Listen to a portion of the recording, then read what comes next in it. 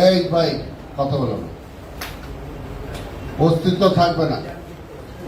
আমরা যদি বিশ্বাস করি যে আমরা সবাই বাংলাদেশি, এই দেশে আমাদের জন্ম, এই দেশটা আমাদের, এই দেশটাকে মুক্ত করার জন্য, স্বাধীন করার জন্য হিন্দু, বৌদ্ধ, খ্রিস্টান, মুসলমান সবার রক্তের বিনিময়ে এই দেশটা আমরা অর্জন করেছি। এবং আজকে এই দেশটা আপনার যতটুকু অধিকার আছে আমারও ততটুকু অধিকার, এবং বিএনপি সেটাতে বিশ্বাস করে। সবসময় মনে রাখতে হবে, এই দেশটা ছেড়ে যদি আপনি অন্য দেশে যান, সেটা ভারত হোক, সেটা আমেরিকা হোক, সেখানে আপনি সেকেন্ড ক্লাস সিটিজেন হবেন, সেকেন্ড ক্লাস সিটিজেন হবেন।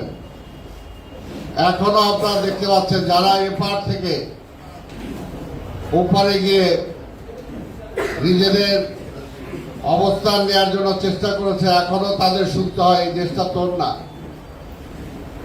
ওপারে যারা আছে তারা বলে এই দেশটা তোদের না, তোরা আমার দেশে জবরদখলদারি। তাই ভাইরা আমার, আজকে এই দেশটা বড় সংকটে নিমজ্জিত। এই সংকট থেকে মুক্ত করতে হলে আমাদেরকে ঐক্যবদ্ধ হতে হবে। আপনার অধিকার প্রতিষ্ঠার জন্য ঐক্যবদ্ধ শক্তি ছাড়া আজকে কোনো বিকল্প নাই। আর আরেকটি কথা বলি, আমি শেষ করব, যে আজকে প্রধানমন্ত্রী চীনে গেছেন, সবাই পত্র পত্রিকায় সবাই লিখতে হয়েছে যে হাত পাততে। ওনার টাকা দরকার। কি কারণে টাকা দরকার? দেশের ব্যাংকগুলো খালি হয়ে গেছে। এই দেশের ব্যাংক খালি করছে আওয়ামী লীগের লোকজন এবং আওয়ামী লীগের সাহায্য পুষ্ট যারা আছে তারা। তা আমি বলবো, বিদেশে যাওয়া দরকারটা কি? বিদেশে যাওয়া দরকারটা কি? আপনার বেনজির মার্কা যারা আছে আপনাদের এবং আপনার দলে, এই ক্যাসিনো বাণিজ্যের সময় আমরা দেখছি ঢাকা শহরে, এখানে আপনার ঢাকা শহরের লোক, ঢাকা শহরে দেখছেন না যে সিন্ধুক তুলে কিরকম টাকা পাওয়া গেছে? কি দেখছেন কিনা? তারপরে সে সময় খাটের তলে পাওয়া গেছে, বিভিন্ন জায়গায় টাকা পাওয়া গেছে। সেই টাকাগুলো গেল কই? সেগুলো তো আওয়ামী লীগের কাছে আছে। এই যে ব্যাংক জেলে লুট করছে, আপনাদের অনেক এমপির নামে প্রশ্ন আসছে যে তাদের কাছে। আপনার এর আগে এক মন্ত্রী ছিল, প্রধানমন্ত্রীর বেআই, তার এপিএস ছিল নাকি, তার কাছে কতশো কোটি টাকা তাকে পাওয়া গেছে। তো সেই টাকাগুলো যদি আপনি ব্যাংকে ফেরত দেন, তাহলে তো আর বিদেশ থেকে টাকা চাওয়া লাগে না। কি কথা ঠিক কিনা? টাকা চাওয়া লাগে না, ঋণ নেওয়া লাগে না। আপনার ঋণ নিয়ে টাকা আনবেন, আর ওই টাকাটা ভাগাভাগি করে নিজেরা নিয়ে যাবেন, আবার বলবেন যে টাকা নাই। তাহলে এটা তো হয় না। কাজে নিজেদের ওই সমস্ত টাকাগুলো তাদের থেকে আদায় করেন। ঋণ খেলাপি যারা আছে তাদের থেকে টাকাগুলো আদায় করেন। এখানে সবাই বলে কোটিপতি, আর আমি বলি ওডিপতি। সবাই ব্যাংক থেকে টাকা নেয়, ব্যাংক থেকে টাকা নেই, ব্যাংকের টাকার কোনোদিন ফেরত দেওয়া লাগে না। বাংলাদেশ এমন একটা দেশ, পৃথিবীর ইতিহাসে আর কোন দেশ আছে কিনা আমার জানা নাই, যে ব্যাংকের টাকা নিলে ওই ব্যাংকের টাকা আর ফেরত দেওয়া লাগে না। পৃথিবীর কোনো দেশে নাই, কোন দেশটা এরকম একটা দেশ। কাজে এখানে লুটেরাদের দেশ, লুটেরাদের দেশ। এটা সাধারণ মানুষের দেশটা, সাধারণ মানুষের দেশটা। আজকে তো কষ্ট করে যারা নিম্ন মধ্যবিত্ত, সেটা মুসলমান হতে পারে, হিন্দু হতে পারে, সবাই তো কষ্ট করে আছেন। আপনাদের জায়গা জমি কারা দখল করছে? আওয়ামী লীগ দখল করছে।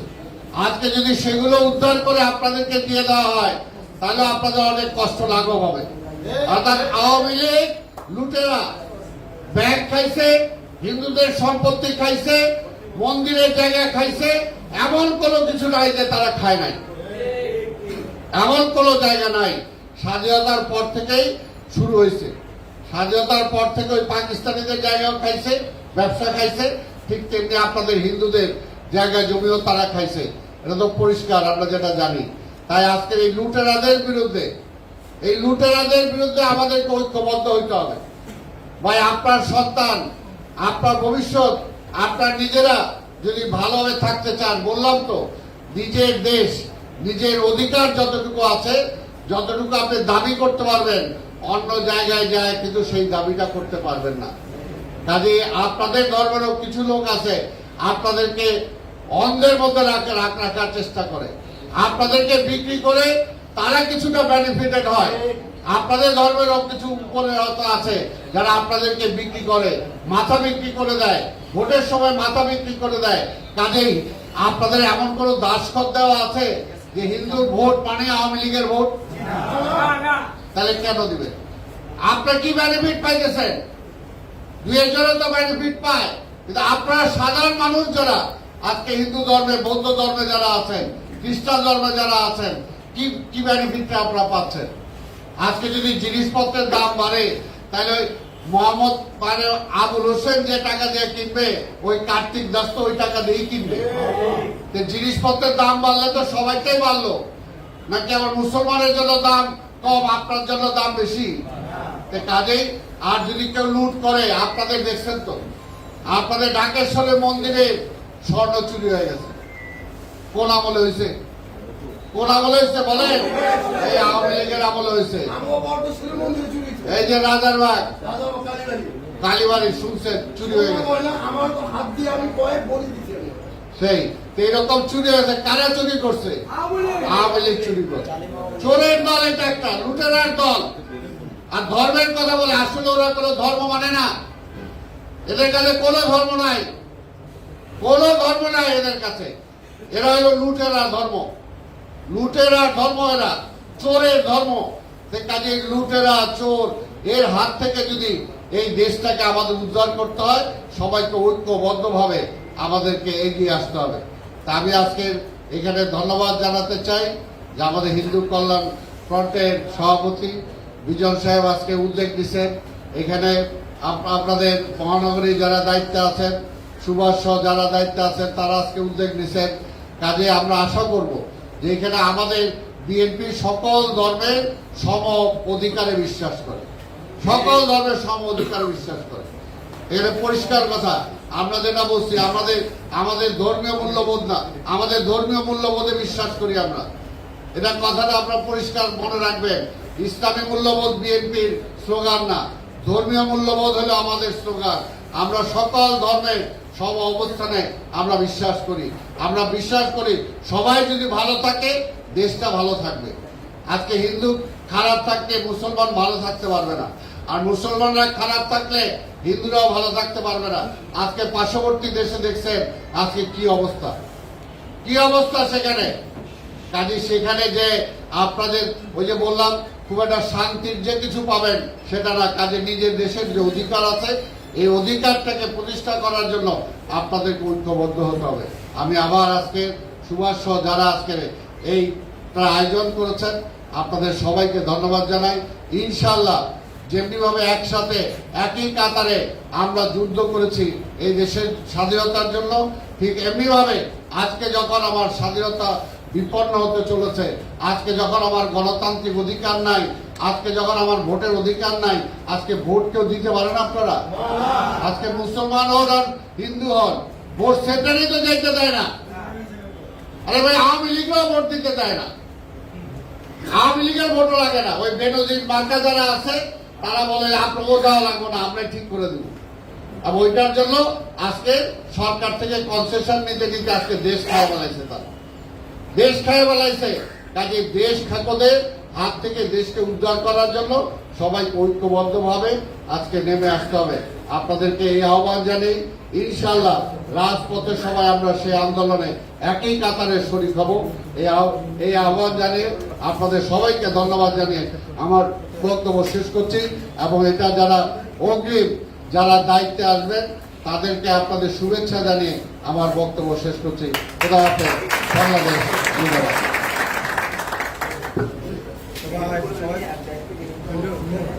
সুধীবৃন্দ, আমরা একটু নিয়ম যেহেতু ভঙ্গ হয়েছে, আমি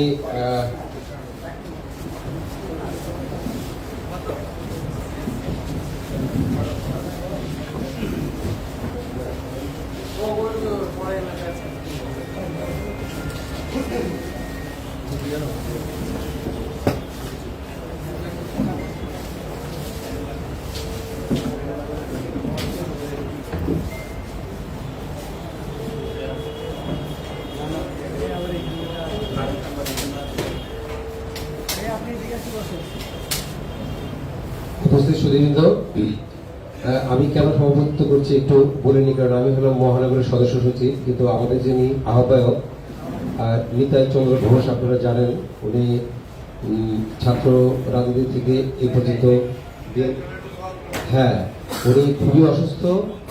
ওনার অবর্তমানে ওনার কনসার্ন নিয়ে আমি আজকে সভাপতিত্ব করতেছি। আপনারা সবাই ওনার জন্য আশীর্বাদ করবেন।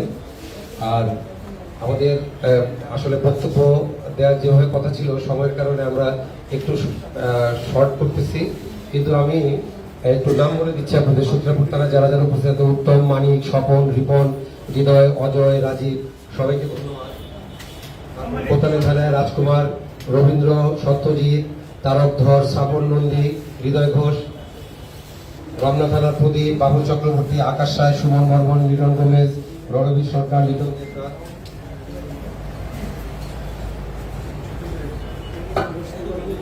শুভ সাহা, প্রান্ত দাস, লিখন মন্ডল, জয়ন্ত মন্ডল,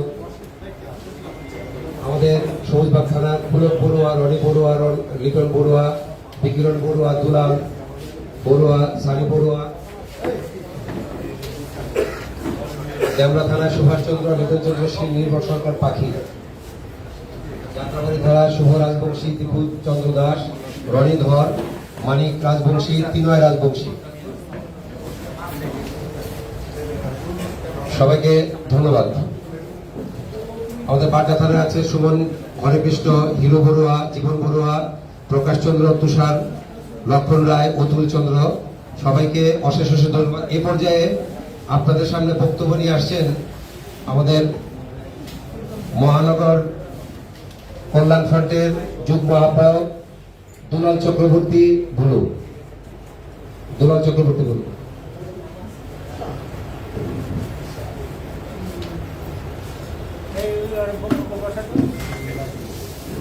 নমস্কার। বাংলাদেশ খ্রিস্টান কল্যাণ ফ্রন্ট ঢাকা মহানগর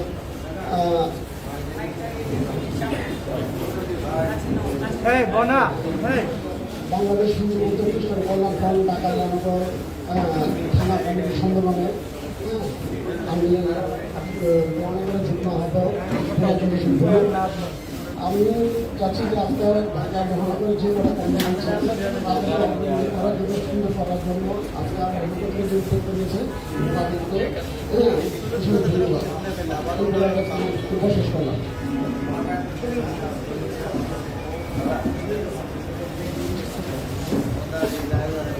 এই পর্যায়ে বক্তব্য নিয়ে আসছেন বাংলাদেশ হিন্দু বৌদ্ধ খ্রিস্টান কল্যাণ ফ্রন্ট ঢাকা মহানগরের সম্মানিত যুগ্ম আহ্বায়ক শ্রীযুক্ত বাবু পার্থপ্রতিম বড়ুয়া উপদা।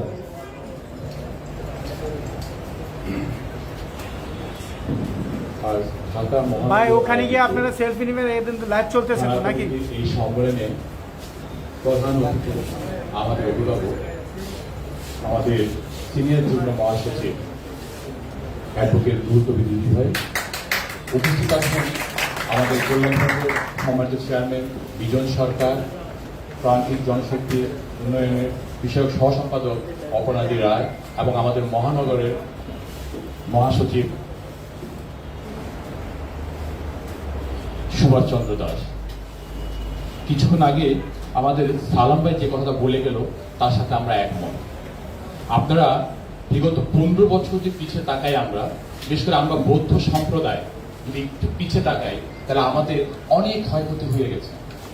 সেই সকালবেলা উঠে আমরা যে বৌদ্ধ মন্দিরে প্রার্থনা করতে যাই, সেই প্রার্থনা গিয়ে দেখি আমাদের বৌদ্ধ মন্দির মাথা নাই, আমাদের বৌদ্ধ মন্দির হাত নাই, আমাদের বৌদ্ধ মন্দিরের গেট তালা ভেঙে ফেলছে, আমাদের বৌদ্ধ মন্দিরের জায়গা দখল করে ফেলছে। চিটংয়ে অনেক বৌদ্ধ অঞ্চলে বৌদ্ধ পাড়ায় জায়গা দখল করে নিচ্ছে, কিছুই বলার নেই। তাই আমরা সবাই এই জয় বাংলার মন্ত্র বুঝে গেছি, জয় বাংলার সূত্র বুঝে গেছি। আমরা প্রতিবার আমাদেরকে তারা মনে করে আমরা ভোট ব্যাংক তাদের, আমরা তাদের কেনা গোলাম। আসলে আজকে আমরা শপথ নিই আমরা তাদের কেনা গোলাম নই, আমরা তাদের ভোট ব্যাংক নই। তাই আমাদের আগামী তারুণ্যের নায়ক জনাব তারেক রহমানের ডাকে আমরা সবাই যাতে এই হিন্দু বৌদ্ধ খ্রিস্টান কল্যাণ ফ্রন্টের তরুণ সমাজ যাতে রাজপথে থাকতে পারি সেই শপথ করি। সেই শপথ নিয়ে আজকে আমি আমার বক্তব্য এখানে শেষ করছি। ধন্যবাদ। বাংলাদেশ জিন্দাবাদ।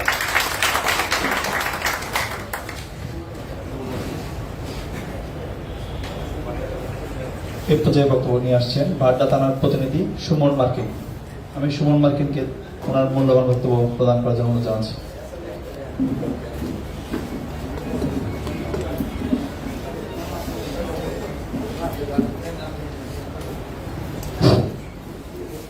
আরেকবার বক্তব্য দেওয়ার সুযোগ দেওয়ার জন্য ধন্যবাদ দিই।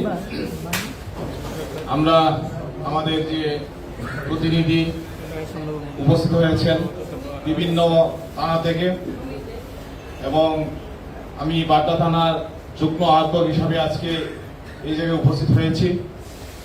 আমার সংগ্রামী ভাই বিভিন্ন থানা থেকে যারা উপস্থিত হয়েছেন, আমরা চাই আগামী দিনগুলোয়, সামনের দিনগুলোয় আমাদের সংগ্রামী, আমাদের যে নেতৃবৃন্দ আছে তাদের সাথে একত্রিত হয়ে তাদের হাত মিলিয়ে হাতে হাত রেখে আমাদের যাতে সংগ্রামী অব্যাহত করতে পারি এবং সামনের দিনগুলো যাতে আমরা বিজয় চিনে আনতে পারি, এই বলে আমার বাড্ডা থানার পক্ষ থেকে আমার সংগ্রামী শুভেচ্ছা। সবাইকে ধন্যবাদ এবং বাংলাদেশ জিন্দাবাদ। ধন্যবাদ। এ পর্যায়ে বক্তব্য নিয়ে আসবেন সমীর সরকার, যুগ্ম আহ্বায়ক, যুগ্ম মহাসচিব, বাংলাদেশ হিন্দু বৌদ্ধ খ্রিস্টান কল্যাণ ফ্রন্ট।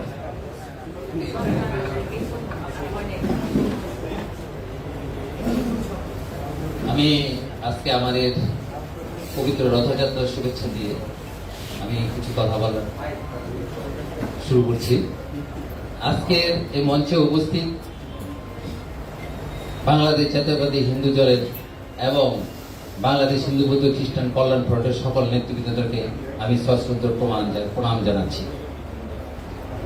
আজ উদ্দেশ্য হয়েছে আমরা একটা মহৎ উদ্দেশ্য নিয়ে আমরা বাংলাদেশ হিন্দু বৌদ্ধ খ্রিস্টান কল্যাণ ফ্রন্টের মহানগরের কমিটি নিয়ে কিছু আলোচনা এবং মহানগর কমিটির ঘোষণাপত্র। আমরা বাংলাদেশ হিন্দু বৌদ্ধ খ্রিস্টান কল্যাণ ফ্রন্ট কেন করব? সবার মনে একটা প্রশ্ন। হ্যাঁ, প্রশ্নের উত্তরটা অতি সহজ।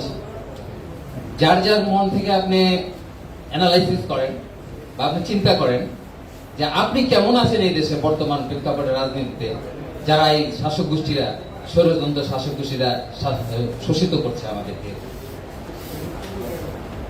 নিশ্চয়ই কেউ ভালো নেই। আর আমরা হিন্দুরা সেটা তো অনেক আগে থেকেই নির্যাতিত, এটার বিবরণ শেষ করা যাবে না। এটার বিবরণ করতে গেলে অন্তপক্ষে কয়েক মনের বই তৈরি করতে হবে, কাগজের বই তৈরি করতে হবে। সে বিষয়ে আমরা যাচ্ছি না, আমরা পিছনের দিকে আর তাকাবো না, এবার সামনের দিকে তাকানোর পালা। আসুন হিন্দু বৌদ্ধ খ্রিস্টান আমরা আরো যারা নৃগোষ্ঠী আছেন সকলে একত্রিত ভাবে আমরা আমাদের অধিকার আদায়ের লক্ষ্যে এই স্বৈর শাসককে উৎখাত করে বাংলাদেশে একটা সুনামধন্য গণতন্ত্র প্রতিষ্ঠা করে বেগম খালেদা জিয়াকে মুক্ত করে বেগম আমাদের তার মহানায়ক রাষ্ট্রনায়ক তারেক রহমানকে এদেশে ফিরিয়ে এনে আবার আমরা আমাদের অধিকারকে সুপ্রতিষ্ঠিত করে সুন্দর জীবন যাপন করার ব্যত্যয় প্রকাশ করি। সবাইকে আজকে শপথ নিন। আজকের এই পূর্ণ দিবস রথযাত্রায় আজকেই আমরা শপথ নিব যে আর পিছনের দিকে তাকাবো না, আমরা আমাদের অধিকার লক্ষ্যে এগিয়ে যাব। ধন্যবাদ সবাইকে। ধন্যবাদ সবাইকে। আমাদের মাঝে উপস্থিত হয়েছেন ইতিমধ্যে আমাদের বাংলাদেশ হিন্দু বৌদ্ধ খ্রিস্টান কল্যাণ ফ্রন্টের চেয়ারম্যান, বিএনপি চেয়ারপারসনের সম্মানিত উপদেষ্টা জননেতা জনাব বিজন কান্তি সরকার। এ পর্যায়ে বক্তব্য নিয়ে আসছেন বাংলাদেশ জাতীয়তাবাদী যুব দলের সহ ধর্ম বিষয়ক সম্পাদক এবং বাংলাদেশ হিন্দু বৌদ্ধ খ্রিস্টান কল্যাণ ফ্রন্টের সম্মানিত দপ্তর সম্পাদক মিন্টু বসু। হরে কৃষ্ণ, নমস্কার সবাইকে। বাংলাদেশ হিন্দু বৌদ্ধ খ্রিস্টান কল্যাণ ফ্রন্ট ঢাকা মহানগর কর্তৃক আয়োজিত আজকের অনুষ্ঠানের শ্রদ্ধাভাজন সভাপতি বাবু সুভাষ চন্দ্র দাস উপস্থিত আছেন, সাবেক ছাত্র নেতা, বারবার কারা নির্যাতিত নেতা, জননন্দিত নেতা, বিএনপির সিনিয়র যুগ্ম মহাসচিব অ্যাডভোকেট রুহুল কবির রিজভী ভাই উপস্থিত আছেন, বাংলাদেশ হিন্দু বৌদ্ধ খ্রিস্টান কল্যাণ ফ্রন্টের ভাইস চেয়ারম্যান, বিএনপি চেয়ারপারসনের উপদেষ্টা, বাংলাদেশ হিন্দু বৌদ্ধ খ্রিস্টান কল্যাণ ফ্রন্টের চেয়ারম্যান বাবু বিজন কান্তি সরকার উপস্থিত আছেন, বাংলাদেশ জাতীয়তাবাদী দল বিএনপির প্রান্তিক জনশক্তি বিষয়ক সহ সম্পাদক এবং বাংলাদেশ হিন্দু বৌদ্ধ খ্রিস্টান কল্যাণ ফ্রন্টের সিনিয়র ভাইস চেয়ারম্যান অপর্ণা রায় দিদি উপস্থিত আছেন, বাংলাদেশ হিন্দু বৌদ্ধ খ্রিস্টান কল্যাণ ফ্রন্টের ভাইস চেয়ারম্যান বাবু রমেশ দত্ত সহ বাংলাদেশ হিন্দু বৌদ্ধ খ্রিস্টান কল্যাণ ফ্রন্ট ঢাকা মহানগরের বিভিন্ন পর্যায়ের নেতৃবৃন্দ এবং উপস্থিত আছেন সদ্য সাবেক যুবনেতা বাংলাদেশ জাতীয়তাবাদী যুব দলের সাহিত্য প্রকাশনা সম্পাদক মেহবুব মাসুম শান্ত সহ বাংলাদেশ হিন্দু বৌদ্ধ খ্রিস্টান কল্যাণ ফ্রন্টের ঢাকা মহানগরের বিভিন্ন পর্যায়ের নেতৃবৃন্দ এবং কল্যাণ ফ্রন্টের নেতৃবৃন্দ সবাইকে জানাই দেশ মাতা বেগম খালেদা জিয়া এবং বিএনপির ভাইস চেয়ারম্যান জনাব তারেক রহমান এবং আমার ব্যক্তিগত পক্ষ থেকে আন্তরিক শুভেচ্ছা ও ধন্যবাদ। সংগ্রামী সাথী ও বন্ধুগণ, আমরা একটু কথাই বলতে চাই, এই রাতের ভোট দিনে এবং দিনের ভোট রাতে এবং অটো পাঁচ অটো এমপি এবং সর্বশেষ আমরা দেখলাম এই মামুরা খামনারা নির্বাচন, এই ডেমি নির্বাচন বসে বাংলার মসন্দে বসে গোপালগঞ্জের গোলাপি যেভাবে আমাদেরকে জ্বালাচ্ছে, আমরা হিন্দু বৌদ্ধ খ্রিস্টান মুসলমান যেভাবে ৭১ সালে মুক্তিযুদ্ধের সময় ঝাঁপিয়ে পড়েছিলাম, আমরা বাংলাদেশ হিন্দু বৌদ্ধ খ্রিস্টান কল্যাণ ফ্রন্ট আবার আরেকটি যুদ্ধ করে আমরা দেশ মাতা বেগম খালেদা জিয়াকে মুক্ত করব এবং বিএনপির সিনিয়র ভাইস চেয়ারম্যান জনাব তারেক রহমানকে দেশে ফিরিয়ে আনবো। এই আশাবাদ ব্যক্ত রেখে সবাইকে ধন্যবাদ জানিয়ে আমি আমার বক্তব্য শেষ করছি। শহীদ জিয়া অমর হোক, খালেদা জিয়া জিন্দাবাদ, তারেক রহমান ধন্যবাদ, সবাইকে ধন্যবাদ। এর মধ্যে আমাদের মাঝে উপস্থিত হয়েছেন ঢাকা জেলার হিন্দু বৌদ্ধ খ্রিস্টান কল্যাণ ফ্রন্টের প্রতিনিধি বিকাশ সরকার ও মুর্শিদাবাদ জেলার প্রতিনিধি বাবু পঙ্কজ মজুমদার। ধন্যবাদ।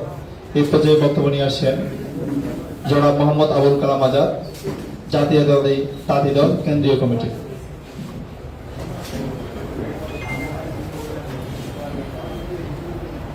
উপস্থিত আজকে বাংলাদেশ হিন্দু বৌদ্ধ খ্রিস্টান কল্যাণ ট্রাস্ট ঢাকা মহানগর বিভিন্ন থানা সম্মেলন 2024 উপলক্ষে সম্মেলন মত বিনিময় সভা আজকে সভাপতিত্ব করছেন সুভাষচন্দ্র দাস। আজকে প্রধান অতিথি বিএনপি সিনিয়র যুগ্ম মহাসচিব, রাজপথে যাকে আন্দোলনের সংগ্রামে আমরা সবসময় পেয়ে থাকি, সেই অ্যাডভোকেট রুহুল কবির রিজভী আহমেদ, বিশেষ অতিথি আব্দুল সালাম, বিশেষ অতিথি বিজনকান্তি সরকার, বিশেষ অতিথি অর্পণা রায় দাস, বিশেষ অতিথি এস এম তরুণ দে এবং বিএনপি সহর্ত বিষয় সম্পাদক মামুন ভাই, উপস্থিত খ্রিস্টান হিন্দু বৌদ্ধ সব নেতৃবৃন্দ, সবাইকে আসসালামু আলাইকুম। উপস্থিত নেতৃবৃন্দ, আপনারা হয়তো জানেন দেশনেত্রী বেগম খালেদা জিয়া আজকে গৃহবন্দী। আমরা আপনাদের এই সংস্থার থেকে আমরা জোর দাবি জানাচ্ছি যে দেশনেত্রী বেগম খালেদা জিয়াকে নিঃশর্ত মুক্তি দিতে হবে, এর কোনো বিকল্প নাই। আপনারা জানেন বিএনপি সরকারের আমলে হিন্দু বৌদ্ধ খ্রিস্টান যারা আছেন তাদের সহায় সম্পত্তি সবকিছু নিরাপদে ছিল। বর্তমান সরকারের আমলে আপনাদের কেউ কোনো সম্পত্তি, গির্জা, মন্দির কোনো নিরাপদ নাই। কথাটা কি সত্য নাকি মিথ্যা? উপস্থিত নেতৃবৃন্দ, আওয়ামী লীগ শুধু বলে যে হাওয়া ভবন, আর এখন বাংলাদেশের আনাচে কানাচে গ্রামে গঞ্জে লক্ষ লক্ষ খাওয়া ভবন হয়েছে, সেটার কোনো প্রতিকার নাই, সেটার কোনো সমালোচনা নাই। উপস্থিত নেতৃবৃন্দ, দেশনেত্রী বেগম খালেদা জিয়া মুক্ত হলে এদেশে গণতন্ত্র ফেরত আসবে। দেশনেত্রী বেগম খালেদা জিয়া মুক্ত হলে এদেশের সংবাদপত্রের স্বাধীনতা আসবে। দেশনেত্রী বেগম খালেদা জিয়া মুক্ত হলে এদেশে মানুষের অধিকার ফেরত পাবে। দেশনেত্রী বেগম খালেদা জিয়া মুক্তি হলে এই দেশে মেহনতি মানুষের মুক্তি আসবে, সংবাদপত্রের স্বাধীনতা আসবে। আমি আমার বক্তব্য দীর্ঘায়িত করব না। আমাকে বক্তব্য দেওয়ার সুযোগ করে দেওয়ার জন্য আপনাদের এই সম্প্রদায়কে ধন্যবাদ জানাচ্ছি। উপস্থিত নেতৃবৃন্দ সবাইকে ধন্যবাদ। Thank you. ধন্যবাদ। এ পর্যায়ে বক্তব্য নিয়ে আসছেন জনাব মাহমুদুর রহমান সুমন ভাই, সহ অর্থনৈতিক বিশেষ সম্পাদক, বাংলাদেশ জাতীয়তাবাদী দল, জাতীয় নির্বাহী কমিটি। বাংলাদেশ হিন্দু বৌদ্ধ খ্রিস্টান কল্যাণ ফ্রন্ট ঢাকা মহানগরীর বিভিন্ন থানা কমিটির সম্মেলন উপস্থিত আজকে সভাপতি সুভাষ চন্দ্র দাস প্রধান অতিথি হিসেবে উপস্থিত আছেন। বাংলাদেশ জাতীয়তাবাদী দলের সিনিয়র যুগ্ম মহাসচিব অ্যাডভোকেট রুহুল কবির রিজভী আহমেদ সহ জাতীয় নেতৃবৃন্দ, উপস্থিত ভাই বোনেরা, সালাম আলাইকুম। বাংলাদেশ জাতীয়তাবাদী দল বিএনপি যখনই কোনো কর্মসূচি সভা সমাবেশ করে অনুমতি নেয় কার? অবহিত করে কাকে? সরকারকে। আর আপনারা দেখেছেন দামি নির্বাচনের দামি প্রধানমন্ত্রী চীন সফরের অনুমতি নিয়েছে তাদের দিল্লির সরকারের কাছে। এতেই বোঝা যায় তারা নিজেকে স্বাধীনই মনে করে না। তারা, আপনারা দেখেছেন ভারতে প্রধানমন্ত্রীর সফরে তাকে মুখ্যমন্ত্রী হিসেবে সম্বোধন করা হয়। এই নতজানু পররাষ্ট্রনীতি, এই দাবেদারি সরকার করে যাচ্ছে। আপনারা দেখেছেন, এখানে আমার মুরব্বী উপস্থিত, তারপরে বলি, এক প্রেমিকা প্রেমিককে কি বলে? তোমার চোখে আমি বিশ্ব দেখি, বলে না? আর এই দামি সরকারের দামি প্রধানমন্ত্রী হাসিনা বলে, ভারতের চোখেই আমি বাংলাদেশ দেখি। তাই বাংলাদেশের কোন কিছুই তার সমস্যা মনে হয় না। উনি প্রশ্ন করেন দেশ বিক্রি কিভাবে হয়?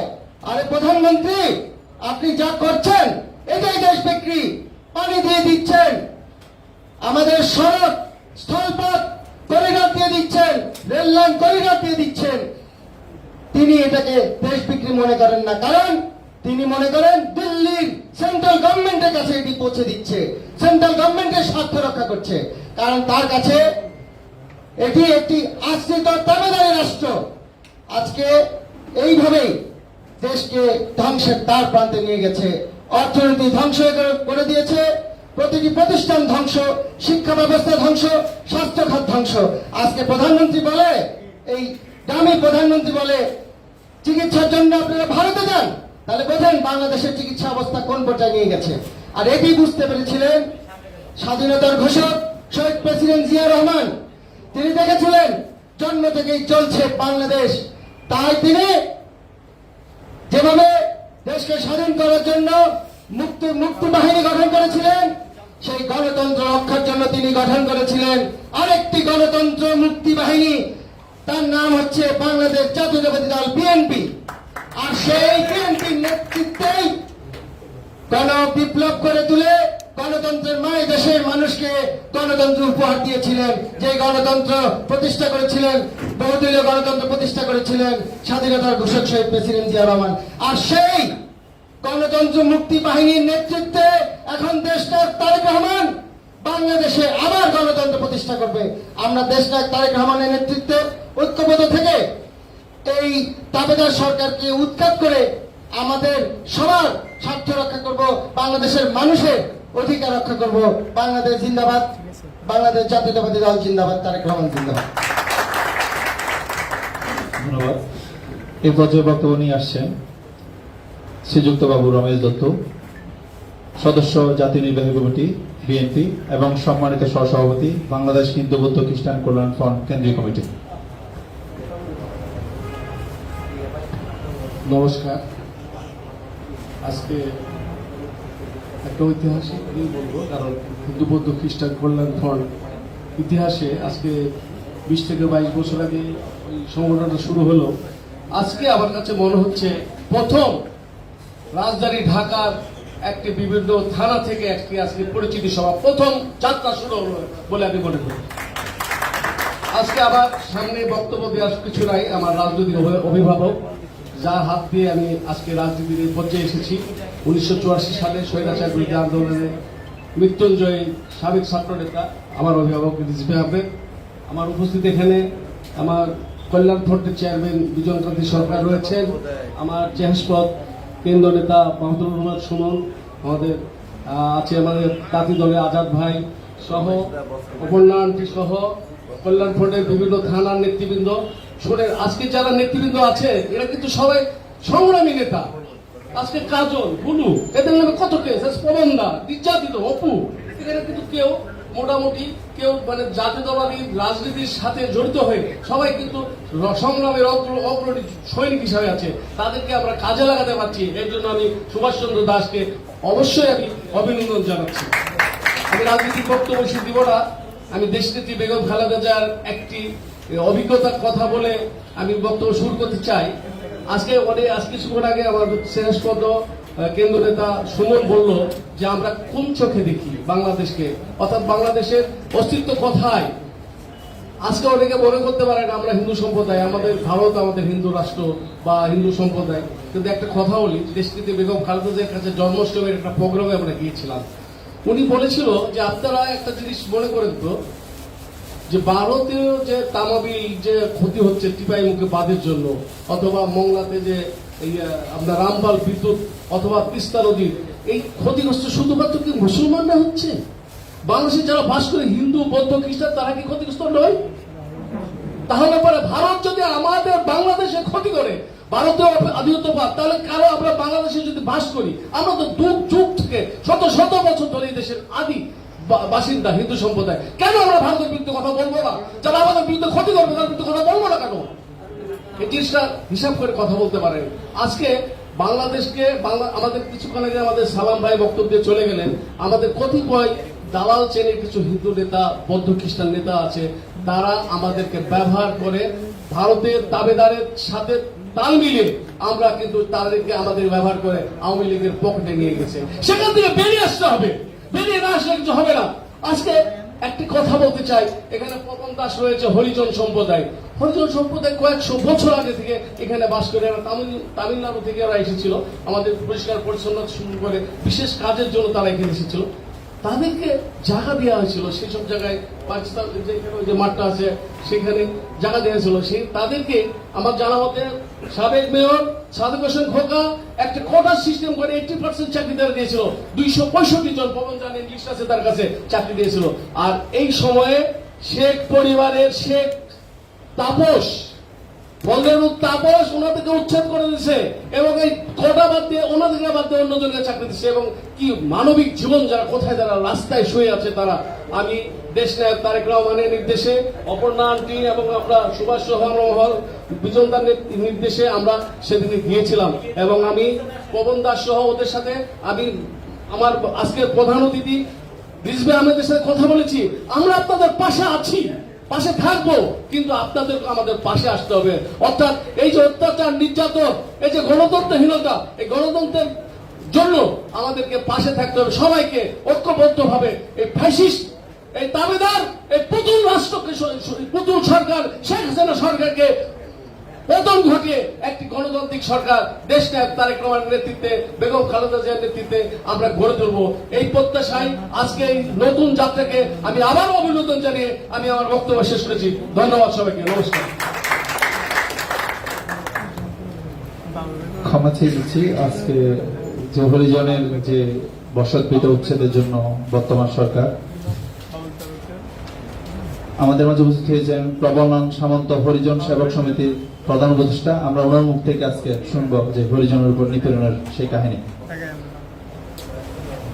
আমি এবার বক্তব্য দেওয়ার জন্য অনুরোধ জানাচ্ছি প্রধান উপদেষ্টা প্রবলন সামন্ত হরিজন সেবক সমিতি।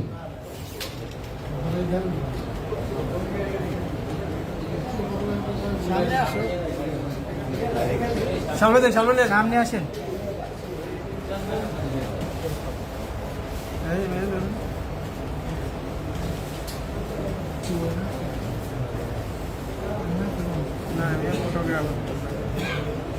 বাংলাদেশ হিন্দু বৌদ্ধ খ্রিস্টান কল্যাণ ফ্রন্ট ঢাকা মহানগর বিভিন্ন থানা কমিটির সম্মেলন উপলক্ষে আজকের সম্মানিত সভাপতি আরো সিনিয়র নেতৃবৃন্দ সবাইকে আমি আমার বাংলাদেশ হরিজন ঐক্য পরিষদ থেকে এবং হরিজন সেবক সমিতির পক্ষ থেকে আপনাদেরকে আদাব ও শুভেচ্ছা জানাচ্ছি। আসলে আজকে আমরা কি অবস্থা আছি আমার রমেশদা বলে গেছেন, সেদিন দাদা, দিদি এবং রমেশদা এনারা শুনে গেছে। একটা কথা কি, এক জায়গায় আগুন লাগলে ওখানে কে হিন্দু, কে মুসলমান, কে খ্রিস্টান এটা দেখে না, সবাই দৌড়ায় যায় একটি মানবিক কারণে। একটু দেখে আসি আমরা তারা কি অবস্থা আছে। ঠিক সেই প্রেক্ষাপটেই ওনারা আমাদের ওখানে গিয়েছে। আর আজকে আমার এখানে আসার সেই জিনিসটা যে ওনারা যদি আমাদের পাশে দাঁড়ায় তো আমরাও তো ওনাদের পাশে দাঁড়াতে পারি। আর মূল কথা হলো যে আমাদের বর্তমান ঢাকা সিটি কর্পোরেশন থেকে অনেক জনের চাকরি মানে পুরো ফুলকে বাদ দিয়ে দিচ্ছে।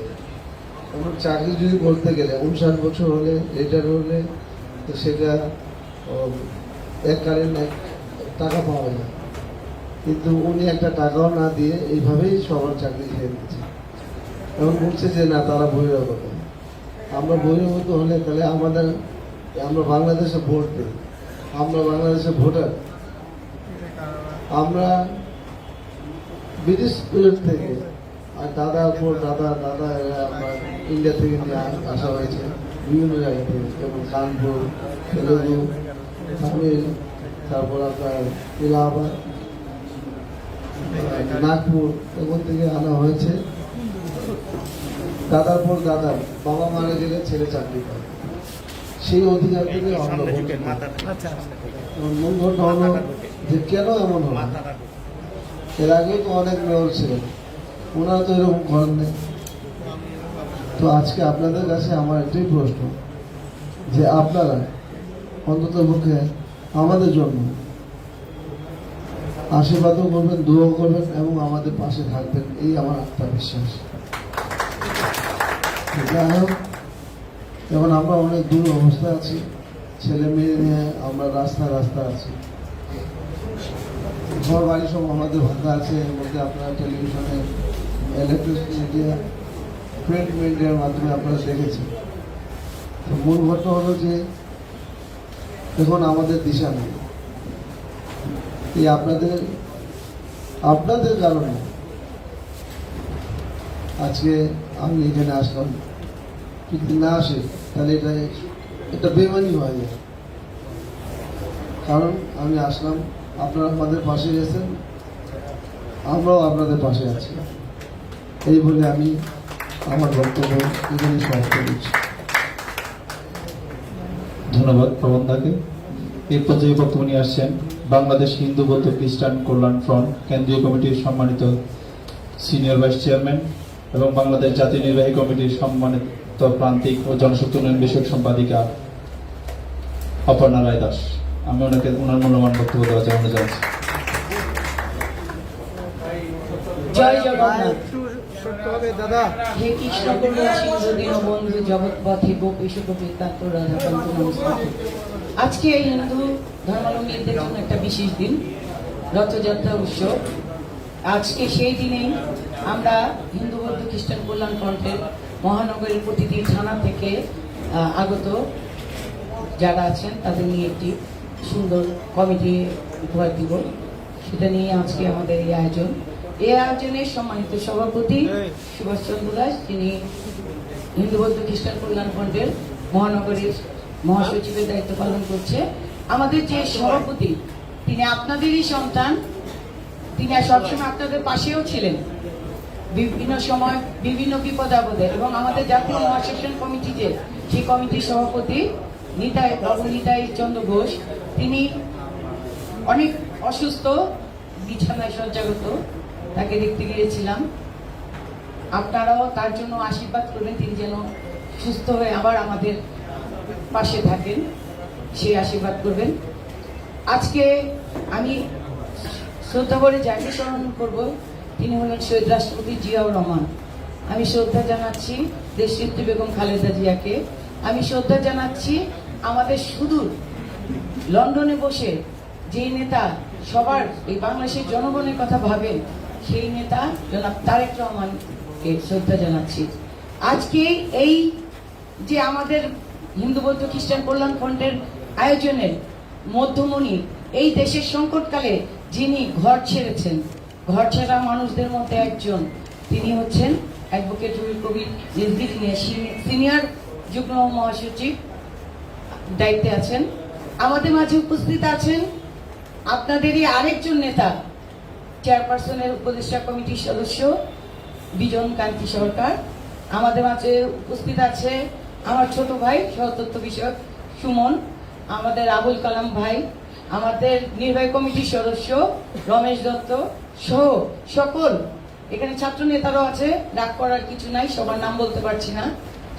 আমাদের মধ্যে ইতিমধ্যে উপস্থিত হয়েছে আমাদের এই হিন্দু বৌদ্ধ খ্রিস্টান কল্যাণ ফ্রন্টের সাধারণ সম্পাদক কেন্দ্রীয় কমিটি এস.এম. তরুণ দে। আমাদের আসলে কমিটিটা হয়েছে নবীন প্রবীণ মিলিয়ে। একটু আপনাদের সময় নিয়ে আমি বলছি, আমরা দীর্ঘ 22 বছর এই হিন্দু বৌদ্ধ খ্রিস্টান কল্যাণ ফ্রন্ট নিয়ে যুদ্ধ করে চলছি। আমাদের পাশে যে আরেকটা আছে হিন্দু বৌদ্ধ খ্রিস্টান ঐক্য পরিষদ, তারা নাকি হিন্দু বৌদ্ধ খ্রিস্টানদের কল্যাণের জন্য কান্নাকাটি করে। আমি তো দেখতে পাই না কোথায় তাদের কান্না, কোথায় তারা বলছে আমাদের কথা। আমরা বরঞ্চ দেশমাতার কেন নাম নিলাম, এই দেশমাতার নির্দেশে একটা রমনা কালী মন্দিরের কথা আপনারা সবাই জানেন, সেই রমনা কালী মন্দির ভেঙে গুড়িয়ে দিয়েছিল কে? এই শেখ হাসিনার বাবা শেখ মুজিবুর রহমান 72 সালে। সেই শেখ মুজিবুরের যারা চামচারা ছিল তারা রমনা কালী মন্দিরে পূজা করতে দিত না। সেই রমনা কালী মন্দির দেশমাতার কাছ থেকে আমরা নিয়ে আমরা সাড়ম্বরে পূজা করেছি। সভাপতি ছিলেন বাবু গয়েশ্বরচন্দ্র রায়। এখানে যারা উপস্থিত আছেন সেই মন্দিরের সাথে সবাই কোনো না কোনো ভাবে জড়িত সেই আন্দোলনে। আমিও সেই আন্দোলনের একজন সৈনিক। এখানে রমেশ দত্ত আছেন। আমরা গাছতলায় বসে মাত্র 4-5 জন ইয়াং, তখন আমরা ইয়াং 4-5 জন ছেলে মেয়ে মিলে আমরা হিন্দু বৌদ্ধ খ্রিস্টান কল্যাণ ফ্রন্ট গঠন করি। এবং তখন আমরা গৌতম চক্রবর্তীকে আহ্বায়ক করে আমাদের একটি কমিটি হয়। এরপর দীর্ঘ 22 বছর আমাদের কমিটি পাই না। আমাদের এই কমিটি করার নির্দেশ দেন আমাদের ভারপ্রাপ্ত চেয়ারম্যান তারেক রহমান, এবং আপনাদের খোঁজ খবর নেওয়ার নির্দেশ দেন। আমরা এই যে কিছুদিন আগে হরিজন সম্প্রদায়ের উপর যেই ঘটনা ঘটলো, আমরা গিয়েছিলাম, সেখানে দেখেছি বৃদ্ধ লোক খোলা আকাশের নিচে ভাঙা ইটের উপর শুয়ে আছে। শিশুরা জায়গা পাচ্ছে না, মন্দিরে বসে আছে। এখানে মহিলারা কোথায় আশ্রয় নিবে? পাশে স্কুল, কমিউনিটি সেন্টার আর মন্দির। আর সেই মন্দিরে সারাদিন কাটালাম, বাচ্চাদের সাথে গানও করলাম। আমার পথটা আসলে প্রান্তিক জনশক্তি উন্নয়ন বিষয়। আমি প্রান্তিক জনগোষ্ঠীদের নিয়েই কাজ করি। আমি এর আগেও ওয়ারি আপনাদের হরিজন সম্প্রদায় যারা আছেন তাদের এইরকম মন্দিরে যে আপনার তাদের পাশেও যে বসে থাকছে দেখেছি। বাচ্চারা এই দুঃখের মধ্যেও গান শুনে হাসছে খুশিতে। যেইটা শুনলাম, আমি পবনদাকে কালকে ফোন করলাম যে পবনদা আপনি আসেন, আপনার কথা তুলে ধরেন, আপনার সম্প্রদায়ের কথা। উনি আমার ডাকে আসছেন, ওনাদের একটা গোষ্ঠী প্রেস ক্লাবে প্রেস কনফারেন্স করছে। পবনদা বলল, দিদি কাল রাতে বাচ্চাদের মুখে খাবার দিতে পারিনি, শুধু মুড়ি আর গুড় দিয়েছি। এই যে শেখ হাসিনা সরকার কাউকে ভালো থাকতে দিচ্ছে না। যেই কথা রমেশ দত্ত বলল যে তারই বংশধর, তারই বংশের ছেলে তাপস দক্ষিণের মেয়র হওয়ার পর থেকে দক্ষিণের মানুষের উপর নির্যাতন চালিয়েই যাচ্ছে। এই হরিজন সম্প্রদায়কে আমাদের মেয়র সাবেক অবিভক্ত ঢাকার সাদেক হোসেন খোকা তাদের থাকতে দিয়েছিলেন, কখনো তাদের উচ্ছেদ করে নাই, তাদের ডেকে তিনি কথা বলতেন। তাদের আমি সবার সাথে কথা বলেছি, তারা বলেছে তিনি তো বাসায় গেলে কখনো দুর্ব্যবহার করতো না। আর এই তাপসের কাছে আমরা 10 দিন ধরে যেতে পারছি না, পারমিশন দেয় না। এই হচ্ছে শেখ পরিবারের রেওয়াজ। আপনারা জানেন যে শেখ মুজিবুর রহমান যুদ্ধ করে নাই, শেখ হাসিনা মুক্তিযুদ্ধ করে নাই। যুদ্ধের ডাক দিয়েছিল একজন মেজর জিয়া। যিনি হ্যামিলনের বাসিওয়ালের মতো ডাক দিয়ে বলেছিলেন, স্বাধীনতার ঘোষণা করেছিলেন। আর তার ডাকে হিন্দু, বৌদ্ধ, খ্রিস্টান, মুসলিম সব ভাই বোনেরা সেই যুদ্ধে অংশ নিয়েছিল। তখন কিন্তু বলেনি কে হিন্দু, কে বৌদ্ধ, আমি মুসলিম, এগুলা বলেনি। তখন কিন্তু আমরা সবাই বাংলাদেশি। একটি বাংলাদেশের সৃষ্টি করেছিল শহীদ রাষ্ট্রপতি জিয়া রহমান, যিনি ৭৫-এ এই ৭২ থেকে ৭৫ যখন বাকশাল কায়েম করে শেখ মুজিবুর রহমান এই বাংলাদেশটাকে ধ্বংস করেছিল, তলাবিহীন ঝুড়িতে পরিণত করেছিল, তখন তারপরেই ৭৫-এর পর সেই শহীদ রাষ্ট্রপতি জিয়া রহমান তাতার বেশে এসে সকল ধর্মের মানুষের পাশেই সে তিনি দাঁড়িয়েছিলেন। তার সময় অল্প পেয়েছিলেন, তারও কারণ আছে। আপনারা আজকে যারা ভারত ভারত করেন, সেই ভারত হলো শহীদ রাষ্ট্রপতি জিয়া রহমানের এই অল্প দিনের জন্য দায়ী। শহীদ রাষ্ট্রপতি জিয়া রহমান ভারতে গিয়েছিলেন সফরে, সেখানে ইন্দিরা গান্ধী তাকে অনুরোধ করেছিল অসহায় ২ মেয়েকে বাংলাদেশে ফিরিয়ে আনার জন্য। সেই অসহায় ২ মেয়েকে শেখ হাসিনা, শেখ রেহানা, তাদের আনার ১৭ তারিখে শহীদ রাষ্ট্রপতি জিয়া রহমানকে জীবন দিতে হলো ৩০। এই খুনের পিছনে কে দায়ী? আমি আমার আজকে সিনিয়র যারা আছেন তাদের কাছে দাবি করব, সকল কিছুর বিচার হয়, শহীদ রাষ্ট্রপতি জিয়া রহমানের মৃত্যুর কেন বিচার হয় না? এই শহীদ রাষ্ট্রপতি জিয়া রহমানের মৃত্যুর পিছনে সেই আমাদের ইঙ্গিতের বিচার, ইঙ্গিতের হয়েছে, মৃত্যু হয়েছে। আজকে শহীদ রাষ্ট্রপতি জিয়া রহমান দয়া করেছিলেন ২ শিশু কন্যাকে, তার কন্যা ভেবে। সেই শেখ হাসিনা কি করেছে? শেখ হাসিনা দাদাদের সাথে তখনই তাদের ধর্মগ্রন্থ ছুঁয়ে প্রতিজ্ঞা করে আসছে, বাংলাদেশকে ধ্বংস করে ছাড়বো, বাংলাদেশের যা কিছু আছে তোমাদের দিয়ে ছাড়বো। তাই আজকে বাংলাদেশের সবকিছু এই শেখ হাসিনা ভারতকে দিচ্ছে। আজকে সত্যি কথা বলার জন্য টিয়া শাহ যে ঐক্য পরিষদে ছিল, তাকে কিন্তু দেশ ছাড়তে হয়েছে। আজকে সত্যি ন্যায়ের বিচার করতে গিয়ে এসকে সিনহাকে এদেশ ছাড়তে হয়েছে। আজকে সত্যি কথা বলতে যে অনেককে গুম হতে হয়েছে। আপনারা জানেন ইলিয়াস আলীর কথা, চৌধুরী আলমের কথা আজকে মনে করি। চৌধুরী আলম রমনা কালী মন্দিরের প্রতিটা দুর্গা উৎসবে তিনি আমাদের পাশে দাঁড়াতেন, সেই চৌধুরী আলমকে গুম করেছে। এভাবে অনেক হাজার হাজার মায়ের সন্তান গুম। আজকে জায়গা জমি দখল করেছে, মন্দির ভেঙেছে, ৩,০৭০-এর উপরেও মন্দির ভাঙচুর হয়েছে। আবার নতুন শুনলাম খবর একটা, কি খবর বলেন তো? এই যে তার ৫ একটা কুত্তা বেনজির, সেই বেনজির কি করেছে? গোপালগঞ্জে হিন্দু সম্প্রদায়ের সব জায়গা দখল করেছে। সারা বাংলাদেশে আজিজ, বেনজির, এরপর বিবি হারুন চলছে। এরপর যে আমার কে আসবে বলতে পারছি না। আজকে আপনাদের সাথে বলবো যে আজকে আমাদের অস্তিত্বের লড়াই। এখানে আমাদের কে কোন ধর্মের সেই না, কোন ধর্মের মানুষ ভালো নেই, হিন্দু, বৌদ্ধ, খ্রিস্টান, মুসলিম ভাই কেউ ভালো নেই। সকল ভাইয়ের উপরেই নির্যাতন চলছে। সেই নির্যাতনের বিরুদ্ধে আমাদের রুখে দাঁড়াতে হবে। তাই আজকে আমাদের এখানে একত্রিত হওয়া। আমাদের অস্তিত্ব আমাদের রক্ষা করতে হবে। আমাদের জায়গা কেন দখল করবে? আমাদের মন্দির কেন নিবে? আমাদের গির্জা কেন নিবে?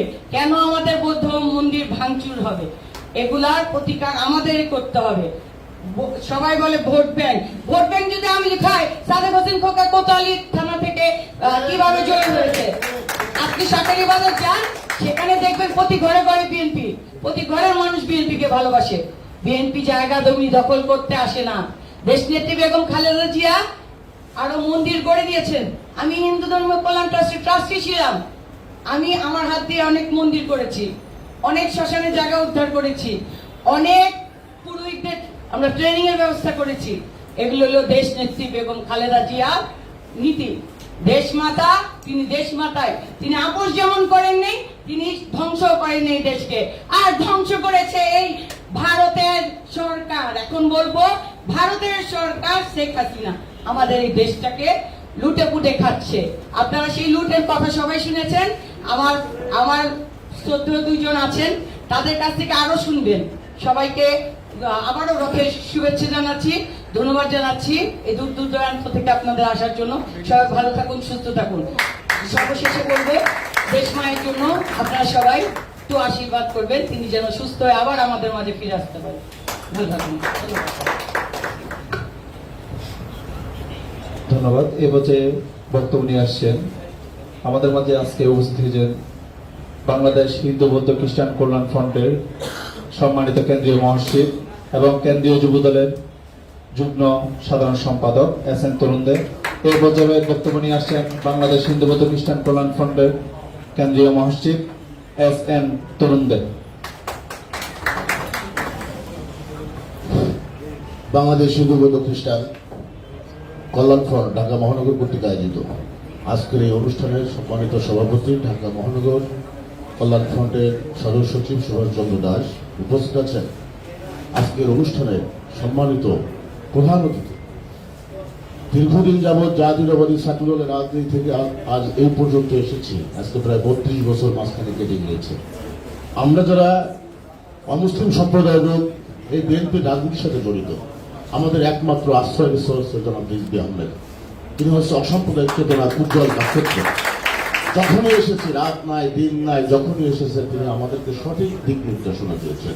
তিনি হচ্ছেন বাংলাদেশ জাতীয়তাবাদী দল বিএনপি সিনিয়র যুগ্ম মহাসচিব জনাব অ্যাডভোকেট রুহুল কবির রিজভী আহমেদ। আমাদের মাঝে উপস্থিত হয়েছেন বাংলাদেশ হিন্দু বৌদ্ধ খ্রিস্টান কল্যাণ ফ্রন্টের চেয়ারম্যান সাবেক সচিব। আমরা যখন ছাত্রদল করতাম ওনাকে দেখেছি সচিবালয় থেকে। আমরা জগন্নাথ যখন জাতীয়তাবাদী ছাত্রদলে আমরা রাজনীতি শুরু করি, প্রতি সপ্তাহে 2 দিন গিয়ে আমাদের খোঁজ দিতেন। তিনি হচ্ছেন আজকের অনুষ্ঠানের বিশেষ অতিথি আমাদের তারা বিজনকান্তি সরকার উপস্থিত আছেন। আমাদের কল্যাণ ফ্রন্টের সিনিয়র ভাইস চেয়ারম্যান, তিনিও আমাদের পারিবারিক সম্পর্ক মাথার উপরে ছিলেন। উনি রমনা মন্দিরের কথা বলেছেন, আমিও একটু কথা বলবো। অপর্ণা রায় দাস আমাদের কল্যাণ ফ্রন্টের সিনিয়র ভাইস চেয়ারম্যান উপস্থিত আছেন। রমেশ দাস সহ কেন্দ্রীয় সংসদের নেতৃবৃন্দ, সবাইকে আমার ব্যক্তিগত পক্ষ থেকে, আপনাদেরকে ব্যক্তিগত পক্ষ থেকে অভিনন্দন জানাচ্ছি। আসলে আমি একটু দেরি করে ফেলেছি, আমি বিনীতভাবে ক্ষমা চাচ্ছি আপনাদের কাছে। কালকে আমার ঝিনাইদহ কল্যাণ ফ্রন্টের সম্মেলন ছিল। আসলে একটি জেলা কমিটি করতে অনেক কষ্ট হয়, কারণ আপনাদেরকে ঐক্যবদ্ধ করতে একটা জেলায় 1000 মুসলিম সম্প্রদায়ের লোক এক জায়গায় করা আর 100 হিন্দু সম্প্রদায়ের লোক এক জায়গায় করা কিন্তু 100 বার কাজ। আমরা কাজ করছি। যাই হোক, আমি বক্তব্য দীর্ঘায়িত করবো না। বাংলাদেশ হিন্দু বৌদ্ধ খ্রিস্টান কল্যাণ ফ্রন্ট আমাদের একটি রাজনৈতিক সংগঠন, যার মাথার উপর আছে আমাদের নেতা দেশনেত্রী বেগম খালেদা জিয়া, আমাদের ভারপ্রাপ্ত চেয়ারম্যান জনাব তারেক রহমান। আমরা বাংলাদেশে 2টা রাজনীতি করবো। আমরা হচ্ছে জাতীয়তাবাদী মনা, আমরা বাংলাদেশে জাতীয়তাবাদী দল করি, অর্থাৎ বাংলাদেশে গণতন্ত্র প্রতিষ্ঠা করার জন্য আমাদের একটি আন্দোলন থাকবে। আর আমরা যারা বাংলাদেশ জাতীয়তাবাদী দলের সাথে অমুসলিম সম্প্রদায় আছে, এই বাংলাদেশের 3 কোটি হিন্দু বৌদ্ধ খ্রিস্টান নৃগোষ্ঠী উপগোষ্ঠী সম্প্রদায়কে রক্ষা করার দায়িত্ব হচ্ছে আমাদের। এটি হচ্ছে আমাদের জননেতা জনাব তারেক রহমানের একমাত্র উদ্দেশ্য। আমরা এইভাবে আগাচ্ছি। আমি বক্তব্যের প্রশ্নে একটি কথা বলতে চাই। বাংলাদেশের স্বাধীনতার আগে এবং স্বাধীনতার পরে আজ পর্যন্ত যা হয়েছে, যত ধরনের এই অমুসলিম সম্প্রদায় হিন্দু বৌদ্ধ খ্রিস্টানদের মন্দির মসজিদ বাড়িঘর হামলা হয়েছে, তার সাথে জড়িত হচ্ছে পাকিস্তানের আগে ছিল হচ্ছে মুসলিম লীগ, আর পরে হয়েছে আওয়ামী লীগ। আমাদের সিনিয়র নেতা এখন রিজভী আহমেদ সাহেব আছেন, উনি অনেক জ্ঞানী লোক। আমি প্রায় বলি যে বাংলাদেশের হিন্দুরা কোনোদিন আওয়ামী লীগ করে নাই। আপনারা এখানে অনেক জ্ঞানী ব্যক্তি আছেন, অনেক জানাশোনা লোক আছেন। আপনারা বলেন তো 1948 সাল থেকে আর 1971 সাল পর্যন্ত এই আওয়ামী লীগ যে রাজনীতি করেছে, মুসলিম লীগ থেকে যে আওয়ামী লীগে আসছে, একজন মুসলমান হিন্দুর নাম বলেন তো যারা আওয়ামী লীগ করতো? কেউ করে নাই, কেউ কিন্তু করে নাই। তাহলে বাংলাদেশের হিন্দুরা কেন আওয়ামী লীগকে ভোট দেয়? কেন হিন্দুরা আওয়ামী লীগকে ভোট দেয়? ভোট দেওয়ার কোন জাত মানে আদর্শ কোন জায়গা নেই। জায়গা হচ্ছে একটা, যে 1971 সালে যখন দেশ স্বাধীন হয়, তখন এদেশের মানুষ ইন্ডিয়ায় যে তাদের আশ্রয় নিয়েছিল, অর্থাৎ ইন্ডিয়া একটা মুসলিম হিন্দু দেশ। সেই কারণে 71 সালে বাংলাদেশের হিন্দুরা আওয়ামী লীগের পক্ষে মদত দিয়ে দেশের স্বাধীনতা যুদ্ধে শহীদ রাষ্ট্রপতি জিয়াউর রহমানের নেতৃত্বে এদেশের স্বাধীনতা যুদ্ধে ঝাঁপিয়ে পড়েছিল। তারপরে কি হলো? 1973 সালে নির্বাচন হলো।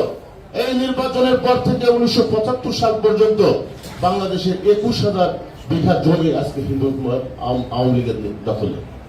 আমরা বুকে হাত দিয়ে বলতে পারি বাংলাদেশের এই পর্যন্ত 21টা জেলা সম্মেলন করেছি। আমি আজ পর্যন্ত বাংলাদেশের কোন জেলায় পাইনি 100টা হিন্দুদের জমি কোন বিএনপির নেতার বলে আছে। সব হচ্ছে আওয়ামী লীগ, সব হচ্ছে আওয়ামী লীগের। আমরা 71 সালে 75 সাল পরে হচ্ছে শহীদ রাষ্ট্রপতি জিয়াউর রহমান সাহেব আমাদের মাথার উপরে এসে দাঁড়ালেন। এদেশের মানুষের জন্য তিনি কাজ করলেন। হাজার হাজার মাইল হেঁটেছেন। উনি হিন্দুদের নিয়ে এই ঢাকা শহরে তিনি 1 লক্ষ হিন্দুদের নিয়ে তিনি সম্মেলন করেছেন। তিনি হচ্ছেন বাংলাদেশের রাজনীতির ইতিহাসে একমাত্র অসাম্প্রদায়িক ব্যক্তিত্ব। আপনারা জানেন ওনার বক্তব্যগুলো আপনি দেখবেন বিভিন্ন পেপার পত্রিকায় বিভিন্ন বইতে আছে। উনি বিভিন্ন জায়গায় গিয়ে বক্তব্য দিতেন। স্বামী বিবেকানন্দ কথা বলতেন অহিংস পরম ধর্ম। অতুল প্রসাদ সেনের কবিতা থেকে তিনি বলতেন হও ধর্মেতে বীর, হও ধর্মেতে ধীর, হও কর্মেতে বীর। তিনি হচ্ছে শহীদ রাষ্ট্রপতি জিয়াউর রহমান। আমরা গোবিন্দ হালদারের গীতিকারের গোবিন্দ হালদারের একটি গান আছে যে সুর করেছেন আবুল মোহাম্মদ। একটি ফুল মোরা একটি ফুলকে বাঁচাবো বলে যুদ্ধ করি, মোরা একটি ফুলের হাসির জন্য অস্ত্র ধরি। শহীদ রাষ্ট্রপতি জিয়াউর রহমান এই বাংলাদেশের ফুলকে বাঁচানোর জন্য তিনি এদেশে যুদ্ধ করেছিলেন। তিনি অস্ত্র ধরেছিলেন এদেশের মানুষের জন্য। কিন্তু আমরা পরিণতিতে কি পেলাম? আমরা সবচেয়ে ক্ষতিগ্রস্ত দেশের মানুষ। বিভিন্ন মসজিদ বিভিন্ন জেলায় যান, গিয়ে দেখেন কি বাজে অবস্থা। আমি ভারতে গিয়েছি, বিভিন্ন সময় ভারতে যাওয়ার পরে অসুস্থতার কারণে দাদাও কদিন আগে ঘুরে এসছে। খুব নির্মম ইতিহাস ও দেশের মানুষ বলে কি আপনারা কি বাংলাদেশে এখনো বেঁচে আছেন? আপনারা এই দেশে থাকেন কেন? এটা হবে কেন? এটা হওয়ার কোনো বাস্তবতা নাই। আপনি দেখেন 1996 সালের নির্বাচনের আগে নির্বাচনে শেখ হাসিনার ওয়াদা ছিল যে আওয়ামী লীগ যদি ক্ষমতায় আসে দেশে শত্রু সম্পত্তি ফেরত দিয়ে দেবে। কিন্তু উনি যখন জাতিসংঘে গেলেন, জাতিসংঘ থেকে তাকে সাক্ষাৎকারে বলা হলো যে আপনার তো নির্বাচনী ওয়াদা ছিল যে হিন্দুদের শত্রু সম্পত্তি ফেরত দেওয়ার জন্য। উনি বলছিল বাংলাদেশের হিন্দুদের এক পা হচ্ছে বাংলাদেশে, এক পাশে হচ্ছে ভারতে। আগে বাংলাদেশি হোক, তারপরে আমরা ফেরত দেব। এটি একটিভাবে দেশ চলতে পারে না। এই বাংলাদেশের আমরা মনে প্রাণে বিশ্বাস করি আপনারা যারা আজকে এখানে বসে আছেন, মহানগর হচ্ছে আমাদের একটা বড় শক্তির জায়গা। আমরা বিশ্বাস করি এই বাংলাদেশে আওয়ামী লীগের রাজনীতির একমাত্র ভোট ব্যাংক ভেঙে দেবো আমরা যদি ঐক্যবদ্ধ থাকি। বাংলাদেশের 86টি আসন, বাংলাদেশের 86টি আসন নির্বাচনের সময় টার্নিং পয়েন্ট হচ্ছে দেশের আমরা। আর আমার নেতা হচ্ছে যারা তারেক রহমান, তিনি আমাদের মাথার উপরে আছেন। আপনারা ঐক্যবদ্ধ থাকবেন। এদেশের মানুষের গণতন্ত্র রক্ষার প্রতিষ্ঠাতে হিন্দু বৌদ্ধ খ্রিস্টান নৃগোষ্ঠী উপগোষ্ঠী 36টি জাতি গোষ্ঠী রক্ষার্থে আমরা ঐক্যবদ্ধভাবে কাজ করে হাসিনাকে এই দেশ থেকে বিতাড়িত করব এবং যারা তারেক রহমানের নেতৃত্বে আমরা সামনের দিকে আগাবো। দেখেন বাংলাদেশ হিন্দু বৌদ্ধ খ্রিস্টান কল্যাণ ফ্রন্ট কার ছবি আছে? শহীদ রাষ্ট্রপতি জিয়াউর রহমান, দেশনেত্রী বেগম খালেদা জিয়া, জনাব তারেক রহমান। আর ঐক্য পরিষদের মাথার উপর কিন্তু কিচ্ছু নাই, তাদের মাথার উপর কিচ্ছু নাই। তারা ব্যবহার করে, তারা হিন্দুদের ব্যবহার করে, হিন্দুদের ব্যবহার করে একটি কথাও রাখে নেই। এই সরকারের ওয়াদা ছিল সংখ্যালঘু কমিশন, দেয়নি। দেওয়ার কথা ছিল কল্যাণ ট্রাস্টি বাড়ানো, দেয়নি। এগুলো আমাদের নেতা জনাব তারেক রহমান দেবেন। আর আমার আজকের অনুষ্ঠানের প্রধান অতিথি রিজভী আহমেদের মাধ্যমে আমরা এগুলো অধিকার আদায় করব। আজকে রমনা মন্দিরের কথা বলেছে। এই রমনা মন্দির ইতিহাস আপনারা সবাই জানেন। এই রমনা মন্দির ইতিহাস সবাই জানেন যে শেখ মুজিবুর রহমানের আমলে বুলডোজারটা ভাঙা হয়েছে। আর 2001-এর নির্বাচনে দেশনেত্রী বেগম খালেদা জিয়া কিন্তু ক্ষমতাও নেয়নি। মানুষের মন মানসিকতা কত উদার হলে এটা হয়। 2001-এর নির্বাচন হয়েছে, 12 তারিখে আমাদের সিনিয়র নেতাদের সাথে দেশনেত্রী বেগম খালেদা জিয়া বসে বলছেন যে 24 তারিখে পূজা, এই পূজা যমুনা মন্দিরে হতে হবে। সেই মন্দির যেদিন আমরা প্রতিষ্ঠা করতে যাই, এই দিদি ছিল, রমেশদা ছিল, আপনারা শুনলে অবাক হবেন। আজকের এই কল্যাণ ঐক্য পরিষদের নেতারা এই যে বাধা দেয়, সিআর দত্ত, এলএম নকশা, নিমচন্দ্র ভৌমিক, এরা দোয়েল চত্বরে হাজার হাজার লোক নিয়ে রমনা মন্দিরে বাধা দেয়। এই কথাগুলা আপনাদেরকে মানুষের পাশে গিয়ে দাঁড়াতে হবে, বলতে হবে। আজকে সেই রমনা মন্দির সুন্দরভাবে বড় হয়েছে, তার অয়বয় বাড়ছে, তার অয়বয় বাড়ছে। আমি বক্তব্য দীর্ঘায়িত করবো না। আপনি দেখবেন এই 14 বছরের ক্ষমতায় বাংলাদেশের যতগুলি ঘটনা ঘটেছে, প্রত্যেকটি ঘটনার সাথে আওয়ামী লীগ জড়িত এবং আওয়ামী লীগের নেতৃবৃন্দ জড়িত। তার কোনো বিচার এদেশে হয়নি। বিচার আমরা চেয়েছি, বিচার পাইনি। সবচেয়ে নির্মম ইতিহাস হচ্ছে ঐক্য পরিষদের নেতারা আওয়ামী লীগের কতটুকু দালালি করে যে আমেরিকার 6 জন কংগ্রেসম্যান জো বাইডেনের কাছে লিখিত অভিযোগ দিয়েছে বাংলাদেশের সাম্প্রতিককালের ইতিহাসে সবচাইতে সহিংসতা চলছে। বাংলাদেশ হিন্দু, বৌদ্ধ, খ্রিস্টান সম্প্রদায়ের বাড়িঘর দখল করা হচ্ছে। এদেশের মানবতা চরমভাবে বিঘ্নিত। এদেশে সুষ্ঠু গণতান্ত্রিক পদ্ধতি ফেরত না আসলে এদেশ রক্ষা করা যাবে না। তখন আওয়ামী লীগের এই দালালরা রাজপথে আন্দোলন করছে, মানববন্ধন করছে, তারা নাকি দেশে সঠিকভাবে সুন্দরভাবে বসবাস করছে। এটা কি হয়? হয় না। আমেরিকার 142 জন নাগরিক তারাও জো বাইডেনের কাছে লিখিত অভিযোগ দিয়েছে। মাহবুব জনাব তার মতো একজন বাংলাদেশের সাংবাদিক, প্রতিদিনতা সাংবাদিক, সে 3টা কলাম লিখেছে, সেও তাদের পক্ষে ছাপাই গিয়েছে। আমরা তখন রিজভী আহমেদের নেতৃত্বে পরামর্শে আমরা প্রেস ক্লাবে, আপনারা সবাই ছিলেন, বিজনদা একটা প্রেস কনফারেন্স করেছিলেন, জানেন কিনা জানি না, এটা বিপক্ষে। এবং এই সরকারের 15 বছরের ইতিহাসে প্রত্যেকটি ঘটনা আমরা তুলে ধরেছি। প্রত্যেকটি ঘটনা একবার পাই টু পাই তুলে ধরেছি। এমন ঘটনা নাসিরনগরের ঘটনা থেকে যা আছে এই পর্যন্ত তুলে ধরেছে। তাই আমি বক্তব্য দীর্ঘায়িত করবো না। আপনাদের প্রতি শুভকামনা রইল। আমাদের আন্দোলন হচ্ছে দুইটা, এদেশের অমুসলিম সম্প্রদায়কে রক্ষা করা, হিন্দু, বৌদ্ধ, খ্রিস্টান যার যা মন্দির আছে আমরা ঝাঁপিয়ে পড়বো। আর হচ্ছে বাংলাদেশে গণতন্ত্র ফিরিয়ে আনা। গণতন্ত্র যদি দেশে ফিরিয়ে না আসে আমরা দেশে থাকতে পারবো। একটা মুসলমান যেরকম দেশে নিরাপদ না, আমরা নিরাপদ না। আগামী দিনের যে কোনো আন্দোলন সংগ্রামে আমরা সামনের দিকে থাকবো আপনাদের নেতৃত্বে। সবাইকে ধন্যবাদ জানিয়ে আমি আমার বক্তব্য শেষ করছি। বাংলাদেশ হিন্দু, বৌদ্ধ, খ্রিস্টান কল্যাণ ফ্রন্ট জিন্দাবাদ। শহীদ রাষ্ট্রপতি জিয়াউর রহমান আমরুল, দেশনেত্রী বেগম খালেদা জিয়া জিন্দাবাদ। তারুণ্যের অহংকার তারেক রহমান জিন্দাবাদ। ধন্যবাদ সবাই। ধন্যবাদ এসএন তরুণদেরকে। এই পর্যায়ে বক্তব্য নিয়ে আসবেন বাংলাদেশ হিন্দু, বৌদ্ধ, খ্রিস্টান কল্যাণ ফ্রন্টের সম্মানিত চেয়ারম্যান এবং বেগম খালেদা জিয়ার, দেশনেত্রী বেগম খালেদা জিয়ার সম্মানিত উপদেষ্টা জননেতা জনাব বিজন সরকার, জননেতা জনাব বিজন কান্তি সরকার।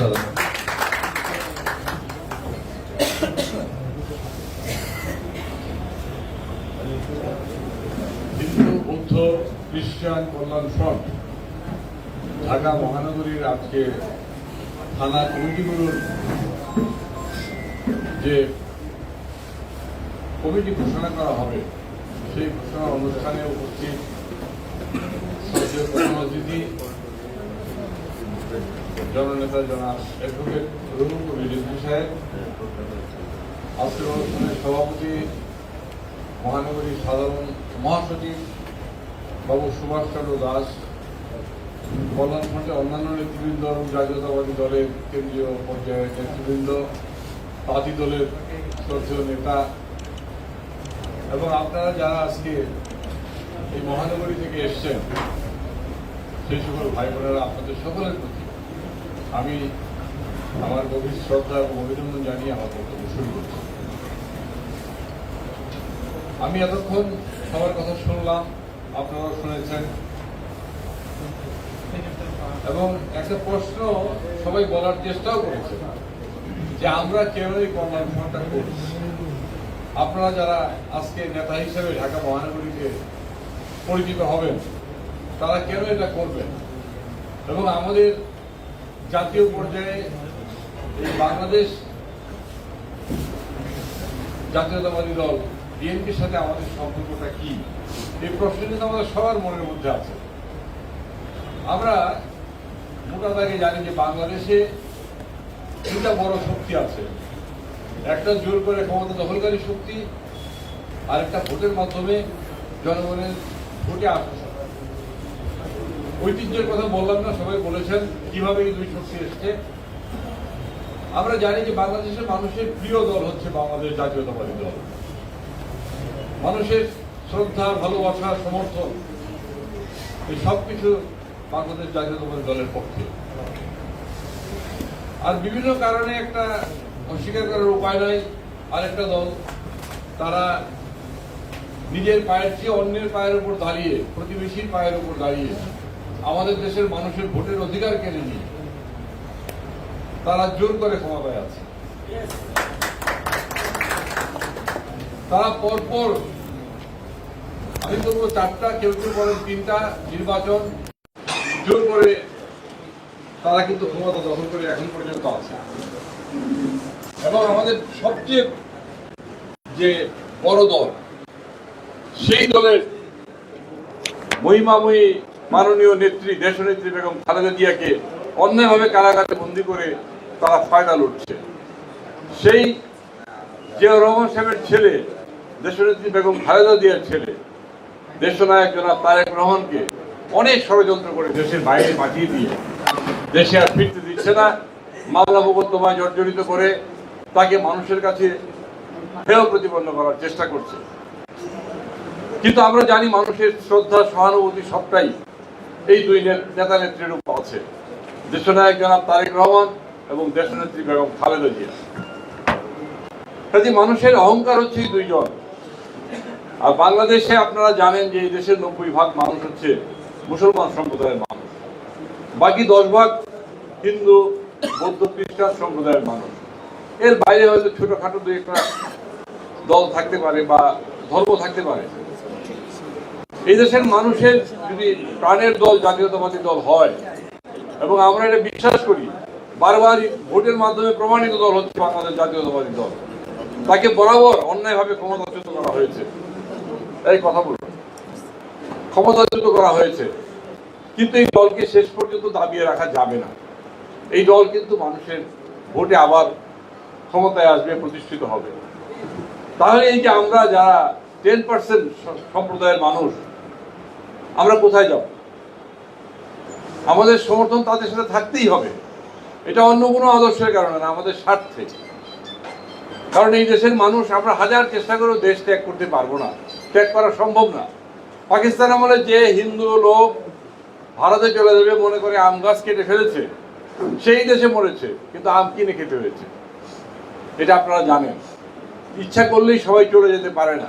আর যাবেনই বা কোথায়? কেন যাবেন নিজের মাটি ছেড়ে? এরা সবসময় একটা কথা বলে, আওয়ামী লীগের লোকজন, যে তোমরা আবার বিএনপি করো কেন? তোমাদেরকে ওরা বিশ্বাস করে? আমার তো বিশ্বাস করার কোনো ব্যাপার না, আমাদের সব অধিকারের ব্যাপার। বিএনপি মনে করে যে এই দেশের সকল সম্প্রদায়ের মানুষের ধর্মীয় মূল্যবোধ বজায় থাকবে, সকল সম্প্রদায়ের মানুষের জাতিসত্তা বজায় থাকবে। সে পাহাড়ি হোক, সমতলের হোক, উপজাতি হোক, নৃতাত্ত্বিক জনগোষ্ঠী হোক, যেই হোক না কেন, সবার ইকুয়াল রাইট থাকবে। বিএনপি এটা মনে করে। বিএনপি সংখ্যালঘুর সম্পত্তি লুটপাট করে না। বিএনপি অন্যায় কোনো কিছু কাউকে দেয় না, কারো কাছ থেকে নিতেও চায় না। কাজে এইরকম একটা দলের পক্ষে আমাদের থাকতেই হবে, না থাকলে হবে যে আমরা আবারও বঞ্চিত হব। কাজে সেই জন্যেই আমাদের কিন্তু এই দলটা করা দরকার। এই আমাদের ঐক্যবদ্ধ হওয়া দরকার, আমাদের এই ফ্রন্টের মাধ্যমে, এবং আমাদের সমর্থন থাকা দরকার জাতীয়তাবাদী শক্তির সাথে। বাংলাদেশের যারা উল্লেখযোগ্য নেতা আওয়ামী লীগ ছাড়া সবাই কিন্তু এই জাতীয়তাবাদী শক্তির সাথে এখন ঐক্যবদ্ধভাবে আছেন। কাজেই এই শক্তির বিজয় অবশ্যম্ভাবী, খালি সময়ের একটা ব্যাপার মাত্র। কাজে আমি সেই জন্য বলি যে আমরা যারা এই ধর্মীয় সংখ্যালঘু হিসেবে আমরা যারা নিজেদেরকে মনে করি, যদিও দেশনায়ক তারেক রহমান মনে করেন না, বলে যে এই কথাই বলবেন, ধর্মীয় সংখ্যালঘু বা সংখ্যালঘু বলতে কোনো কথা নেই। আপনারা দেশের ইকুয়াল নাগরিক এবং আপনাদের সম অধিকার আছে, এই অধিকার থেকে কেউ আপনাদের বঞ্চিত করতে পারবে না। অ্যাটলিস্ট বিএনপি ক্ষমতায় গেলে আপনাদের সামান্যতম বঞ্চনার শিকার হতে হবে না। হয়তো ছোটোখাটো দু একটা ঘটনা আপনাদের মনে করতে পারে, বলতে পারে যে আমি তো বিএনপির আমলে বঞ্চিত হয়েছিলাম। সেইটা একটা দেশে থাকতে গেলে মুসলমানরাও বঞ্চিত হয়, খালি হিন্দু বঞ্চিত হয় না। আপনার মেয়ে যখন একটা মুসলমান ছেলের সাথে চলে যায়, আপনি বলেন যে আমার মেয়েটা হিন্দু বলে জোর করে নিয়ে গেছে, কিন্তু একটা মুসলমান মেয়ে যখন একটা মুসলমান ছেলের সাথে ইচ্ছার বাইরে চলে যায়, তারা কি বলবে? কার কাছে বিচার দিবে? আপনি তো ভারতের কাছে বলেন যে এরা আমাদের অত্যাচার করতেছে। কাজে এইটা হলো দেশের মানুষের সাধারণ একটা বিষয়। এটা মুসলমানের বৈষম্য হইতে পারে, হিন্দু মুসলমানে হইতে পারে, আর হিন্দু হইতে পারে, হিন্দু বৌদ্ধর মধ্যে হইতে পারে। কাজে এটাকে স্বাভাবিকভাবে নিতে হবে।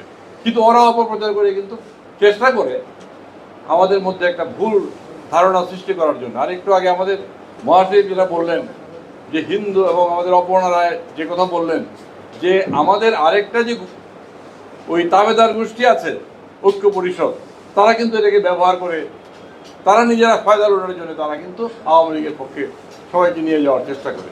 কাজে আপনাদের গ্রামে গঞ্জে বা মহল্লায় এটা বলতে হবে। প্রশ্ন মাইনরিটিদের মধ্যে একটা আছে, অনিশ্চয়তা আছে। অনিশ্চয়তা যে আছে এটা তো অস্বাভাবিক, অস্বীকার করার কিছু নেই। কিন্তু আমাদের জন্য সৌভাগ্য হচ্ছে যে আমরা এই জাতীয়তাবাদী শক্তির শীর্ষ নেতৃবৃন্দের সাথে কথা বলতে পারি, তাদের বয়ান আমরা পেতে পারি। আজকে আমাদের মাঝে যিনি আছেন, আমাদের প্রধান অতিথি, আপনারা জানেন উনি বিএনপির অন্যতম শীর্ষ স্পোক্স পারসন। উনি বিএনপির পক্ষে সব কথা বলেন, সব কাজ করেন। উনি আমাদের বিএনপি জাতীয়তাবাদী শক্তির যে শীর্ষ নেতা জনাব তারেক রহমানের সাথে কথা বলতে পারেন। তার সামনে আজকে আমাদের এই যে বিষয়গুলো, এইগুলো উনি আমাদের শুনলেন। আমরা মনে করব যে বিএনপি যদি কখনো ক্ষমতায় আসে, বিএনপি যদি আমাদের সমর্থনে এবং দেশের মানুষের সমর্থনে অবশ্যই আসে, তখন যেন আমরা আমাদের সম অধিকার লাভ করতে পারি। এবং উনি নিশ্চয়ই আজকে তার বক্তব্যটা বলবেন। আমি আর বেশি বাড়াবো না। আজকে এটা মহানগরীর সম্মেলন। আমাদের মাঝে জাতীয়তাবাদী দলের শীর্ষ নেতা, বলতে গেলে অন্যতম শীর্ষ নেতা জনাব রুহুল কবির রিজভী সাহেব এসেছেন। তিনি রাষ্ট্রের যে বিষয়গুলি, এইগুলি উনি হয়তো কথা বলবেন আমাদের জন্য যা বলার। কাজেই তার জন্য সময় দিয়ে আমি আপনাদের সকলকে ঐক্যবদ্ধ থাকার আহ্বান জানিয়ে, এবং এরকম একটা পরিস্থিতিতে আপনারা সবাই এসছেন, আপনারা সবাই এই ফ্রন্টের পতাকা দলে ঐক্যবদ্ধ হওয়ার জন্য এসছেন, আপনাদেরকে অভিনন্দন জানিয়ে দেশনায়ক জনাব তারেক রহমানের প্রতি শ্রদ্ধা রেখে দেশনেত্রী খালেদা জিয়ার রূপ মুক্তি এবং কারামুক্তি কামনা করে, এবং অন্যান্য আমাদের অসংখ্য জাতীয়তাবাদী শক্তির নেতা নেত্রী দীর্ঘ কারা ভোগ করছেন, কষ্টে আছেন, মামলায় আছেন, তাদের সকলের মঙ্গল কামনা করে, আপনাদের মঙ্গল কামনা করে আমার বক্তব্য শেষ করছি। অসংখ্য ধন্যবাদ। ধন্যবাদ আমাদের সম্মানিত চেয়ারম্যান বিজন কান্তি সরকারকে, যিনি হিন্দু, বৌদ্ধ, খ্রিস্টান সম্প্রদায় নিয়ে সারা বাংলাদেশে সংগ্রাম করে চলেছেন। এবং আমাদের আরেকজন নেতা রয়েছেন, গতকাল ঝিনাইদহ সম্মেলন করে এসেছেন, যিনি আমাদের মহাসচিব। সারা বাংলাদেশে গ্রাম পর্যায়ে, ইউনিয়ন পর্যায়ে আমাদের এই হিন্দু, বৌদ্ধ, খ্রিস্টান কল্যাণ ফ্রন্ট এখন কমিটি করা হচ্ছে, যেটা আমরা গত 20 বছরে, অপর্ণাদি বলেছেন 22 বছর আমরা পাইনি।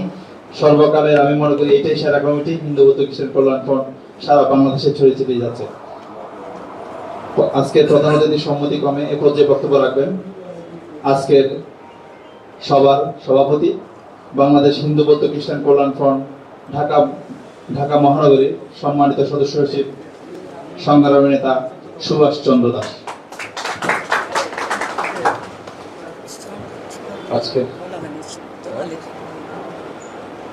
আজকের এই সভার মাননীয় প্রধান অতিথি, যিনি আমার কাছে আসলে নেতার চেয়ে অভিভাবকই বড়, ওনাকে আমি কোনোদিন আমার নাম ধরে ডাকতে শুনিনি, জামাই বলে ডাকেন, আমি গর্ববোধ করি।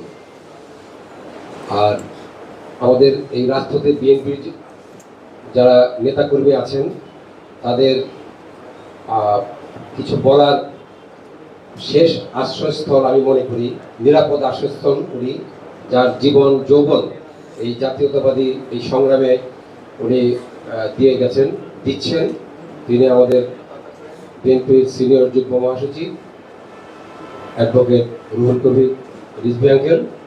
উপস্থিত আছেন বিজন দা, তরুণ দে, অপর্ণা রায়, রমেশ দত্ত, আমার স্নেহাস্পদ সুমন, আজাদ ভাই, এবং যিনি উপস্থাপনা করলেন উনি হলেন হিন্দু, বৌদ্ধ, খ্রিস্টান কল্যাণ ফ্রন্টের চট্টগ্রাম বিভাগের সাংগঠনিক সম্পাদক। যারা যারা আমাকে এই আজকের এই সভাটাকে করার জন্য উৎসাহিত সহযোগিতা করেছেন, তাদেরকে আমি ধন্যবাদ জানাই। আসলে আমরা সবাই বলে গেছেন যে কেন বিএনপি করি হিন্দুরা, এই কথাটা বাজারে চাওয়ার আছে। এটা তো আসলে আওয়ামী লীগ আমাদেরকে বিএনপিকে ডুবানোর জন্য এই বদনামটা মার্কেটে ছেড়ে দিয়েছে।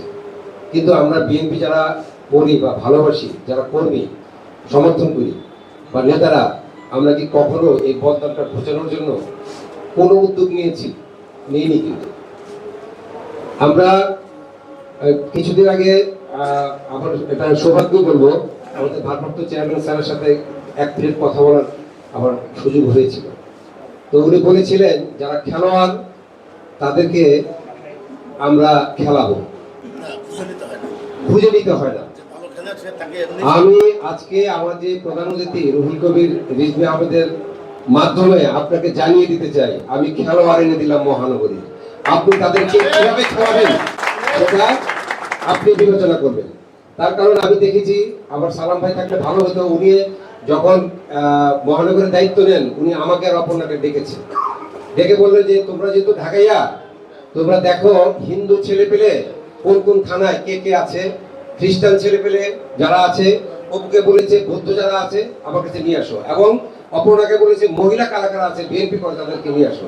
কিন্তু আমাদের দুর্ভাগ্যই বলবো শেষ পর্যন্ত আমরা থানা কমিটির মুখ দেখতে পারিনি, আমাদের সফলতা আসেনি।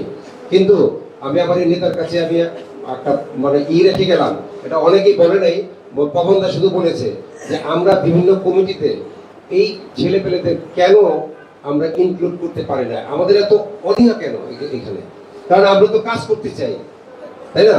অতএব আমাকে কাজে লাগান আমাদেরকে, আমরা আপনাদের কথা মতোই চলবো। আর যারা চোর খাওয়া এখানে নেতা কর্মীরা আসছেন হিন্দু বৌদ্ধ খ্রিস্টান, তারা কিন্তু মার খেতে খেতে এখানে আসছেন, তারা আর কখনো পিছনে ফিরে যাবে না, এটা আপনি নিশ্চিত থাকেন। যে একটা সুবিধা দিয়ে তাদেরকে নিয়ে যাবে, কোনোদিন নিয়ে যাবে না। যাই হোক, আমি আর আমার বক্তব্য দীর্ঘায়িত বক্তব্য আমি দিতেও পারি না, কারণ আমি আসলে রাজনীতিভাবে করিও না।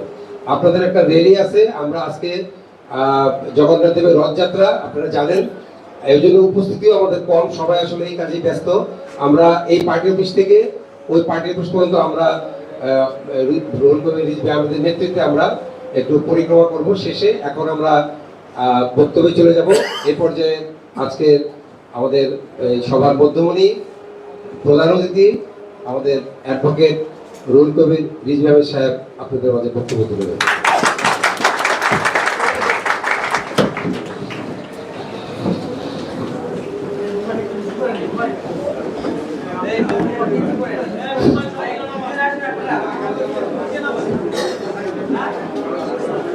হিন্দু খ্রিস্টান বৌদ্ধ কল্যাণ ফ্রন্টের আয়োজিত আমাদের ঢাকা মহানগর ইউনিটের সম্মেলন না সম্মেলনের সভাপতি আমাদের অত্যন্ত স্নেহাস্পদ, আমি আসলেই তাকে জামাই বলেই ডাকি, সুভাষ উপস্থিত রয়েছেন। এদেশের একজন প্রাজ্ঞ অভিজ্ঞ সাবেক উচ্চ পর্যায়ের সরকারি কর্মকর্তা, বিএনপি চেয়ারপারসনের উপদেষ্টা কাউন্সিলের সদস্য বিজন কান্তি সরকার উপস্থিত রয়েছেন, যারা প্রত্যেকেই এই সংগঠন হিন্দু খ্রিস্টান বৌদ্ধ কল্যাণ ফ্রন্টের সাথে সবাই যুক্ত।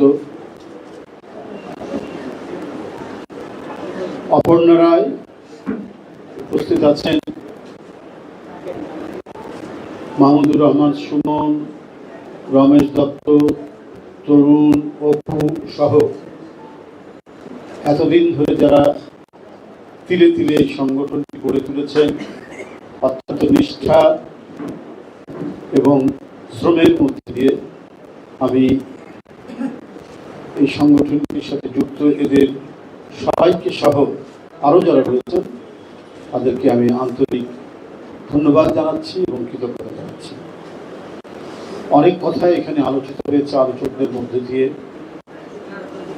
আসলে আমি এই সংগঠনটির যে অবজেক্টিভ, যে লক্ষ্য, সেটি সম্পর্কে আমি যতটুকু জানি সেটি আমাকে অত্যন্ত মুগ্ধ করে। এদেশে শুধু নয়, পৃথিবীর বিভিন্ন দেশেই যারা বিভিন্নভাবে, সে ভাষাগতভাবে হোক বা ধর্মীয়ভাবে হোক বা রেস বা জাতিগোষ্ঠীভাবেই হোক, যারা সংখ্যালঘু, তাদেরকে সংখ্যালঘু কথাটা বলে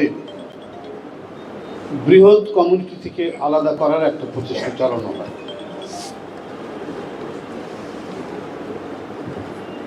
এটা খুবই অনুচিত একটি কাজ বলে আমি মনে করি। এমনকি যারা ছোট ছোট এথনিক গ্রুপ যেগুলো আছে, নৃগোষ্ঠী যারা আছে, তাদেরকেও একটা বিচ্ছিন্নতার যে বাতাবরণ, একটা পরিবেশের মধ্যে ঠেলে দেওয়া হয় একটি জাতি রাষ্ট্র। আর এই ঠেলে দেওয়ার মধ্যে দিয়েই প্রতিনিয়ত একে অপরের সাথে যে ভ্রাতৃত্বের বদলে বিচ্ছিন্নতা বোধ তৈরি হয়। আজকের যিনি প্রধানমন্ত্রী, তার বাবা সেই ৭২-৭৩ সালে মানবেন্দ্রনাথ লারমাকে তোরাও বাঙালি হয়ে যা এই বলার মধ্যে দিয়ে যে ক্ষুব্ধতা তৈরি করেছিলেন বাংলাদেশেরই জাতিগোষ্ঠীর একটি সম্প্রদায়কে, একটি জাতিগোষ্ঠীকে, সেদিন থেকেই যে ধরনের বিচ্ছিন্নতা বোধ এবং ওরা এবং আমরা এই ব্যবধানটা তৈরি হয়েছে, এটা অত্যন্ত অনুচিত। এই যে ঘটনার যে পরম্পরা, সেই পরম্পরায় ক্ষুব্ধ হয় দেশের মানুষই, ক্ষুব্ধ হয় যারা নানা কারণেই সংখ্যালঘু বলে অভিহিত করা হয় তারা, এবং তখন এই ক্ষুব্ধতা একটা পর্যায়ে বিস্ফোরণ ঘটে নানাভাবে। রক্তাক্ত পথে সশস্ত্র অবস্থায় এটা বিস্ফোরণ ঘটে। সেখানে যোগ্যতর নেতৃত্বের যদি অভ্যুদয় ঘটে তাহলে তারা অনেক দূর দেখতে পারে, এবং অনেক দূর দেখেই প্রথমেই তারা সিদ্ধান্ত নেয় যে না, আমাদেরকে এমন কিছু করতে হবে, বলতে হবে যেটি পরবর্তী পর্যায়ে সমাজের মধ্যে কোনো বিচ্ছিন্নতা তৈরি না, সমাজের মধ্যে কোনো বিভাজন তৈরি না।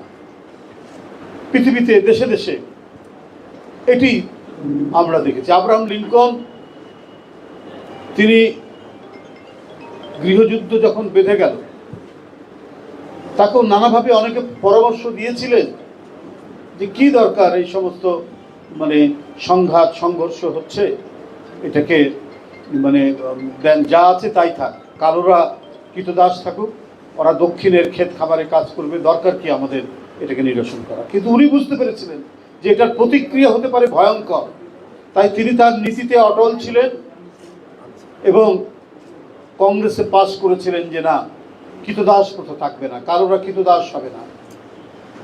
সেদিন সুপ্রিম কোর্ট পর্যন্ত, সেখানকার আদালত পর্যন্ত এই কৃতদাস প্রথা রেখে দেওয়ার পক্ষে ছিল। কিন্তু একজন রাজনীতিবিদের যে ভিশন, তার যে অনেক দূর দেখার যে ক্ষমতা, সেটা একজন রাজনীতিবিদকে তখনই রাষ্ট্রনায়ক করে ফেলে। আব্রাহাম লিঙ্কন এই কারণে একজন রাজনীতিবিদ, একজন রাষ্ট্রপতি থেকে তিনি রাষ্ট্রনায়ক হয়েছিলেন, কারণ অনেক দূর দেখেছিলেন। দূর দেখেছেন বলেই তিনি কৃতদাস প্রথা উচ্ছেদ করেছিলেন। যদি ওটা থেকে যেত তাহলে গোটা মার্কিন সমাজ ক্ষতবিক্ষত হয়ে যেত। জওহরলাল নেহরুরা যখন ভারতের কনস্টিটিউশন করেন, ডক্টর আম্বেদকর সহ, তারাও সেদিন বুঝতে পেরেছে যদি এই বহু বিচিত্র জনগোষ্ঠীর একটি দেশ, এটা একটা নেশন স্টেট করতে গেলে এইখানে সেকুলার কনস্টিটিউশন দরকার।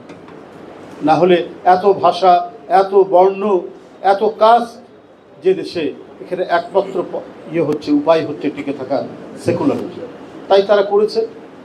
পরবর্তী পর্যায়ে আমরা সেটিকে বাইপাস করে নানা ধরনের ঘটনার কারণে আজকের নানা ধরনের উপসর্গগুলো দেখছি, যেটা সেই আমল থেকে যদি এটা একই রকম ধারায় থাকতো তাহলে আজকে এই অবস্থা তৈরি হতো না। তবুও যাই হোক, ভারতে গণতন্ত্রের যে ধারাবাহিকতা, সেটা তারা ঠিক রেখেছে।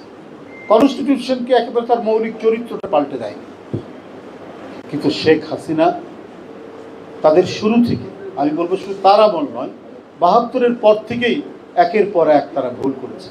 কারণ কোথায় যেন তার রক্তে জেনেটিক্যালি একটা ফ্যাসিবাদের বীজ লুকিয়ে আছে। আমরা যা বলবো সেটাই হবে, আমরা যেটা মনে করব সেটাই করতে হবে। এখানকার মানুষ, এখানকার জনগোষ্ঠী, এখানকার মানুষের যে অভিপ্রায়, সেটাকে এরা কখনোই মূল্য দিতে জানে না। যখন বিরোধী দলে থাকবে তখন বড় বড় কথা বলবে, তখন নানা কথা বলবে, সেকুলারিজমের কথা বলবে, বহু কথা বলবে তারা। কিন্তু ক্ষমতায় আসার পরেই আমরা হলাম সমাজের প্রভু, আর এই করতে গিয়েই আজকে গোটা জাতিকে বিভক্ত করে ফেলেছে। গণতন্ত্রকে লাশ বানিয়েছে। গণতন্ত্রের যে উপাদানগুলো থাকে একটি সমাজকে বিকাশ লাভ করার জন্য, রাষ্ট্রের যে গণতান্ত্রিক বিকাশ, সেটাকে স্তব্ধ করে দিয়ে আজকে পাড়ায় পাড়ায়, মহল্লায় মহল্লায়, গ্রামে গঞ্জে, প্রত্যেকটি জায়গায় আজকে তারা একটা এমন বিভাজন রেখে তৈরি করেছে যে একজন আরেকজনের দিকে তাকাতে পারে না। এমন অবস্থা হয়েছে যে আওয়ামী লীগ এবং তাদের বিরুদ্ধে যে সমস্ত রাজনৈতিক দল আছে তাদের মধ্যে কোনো সামাজিক সম্পর্ক থাকবে না। এটার জন্য দায়ী শেখ হাসিনা নিজেই, এটার জন্য দায়ী তাদের ভ্রান্ত পলিসি, কারণ তারা চেয়েছে গোটা বাংলাদেশের জমিদার হতে।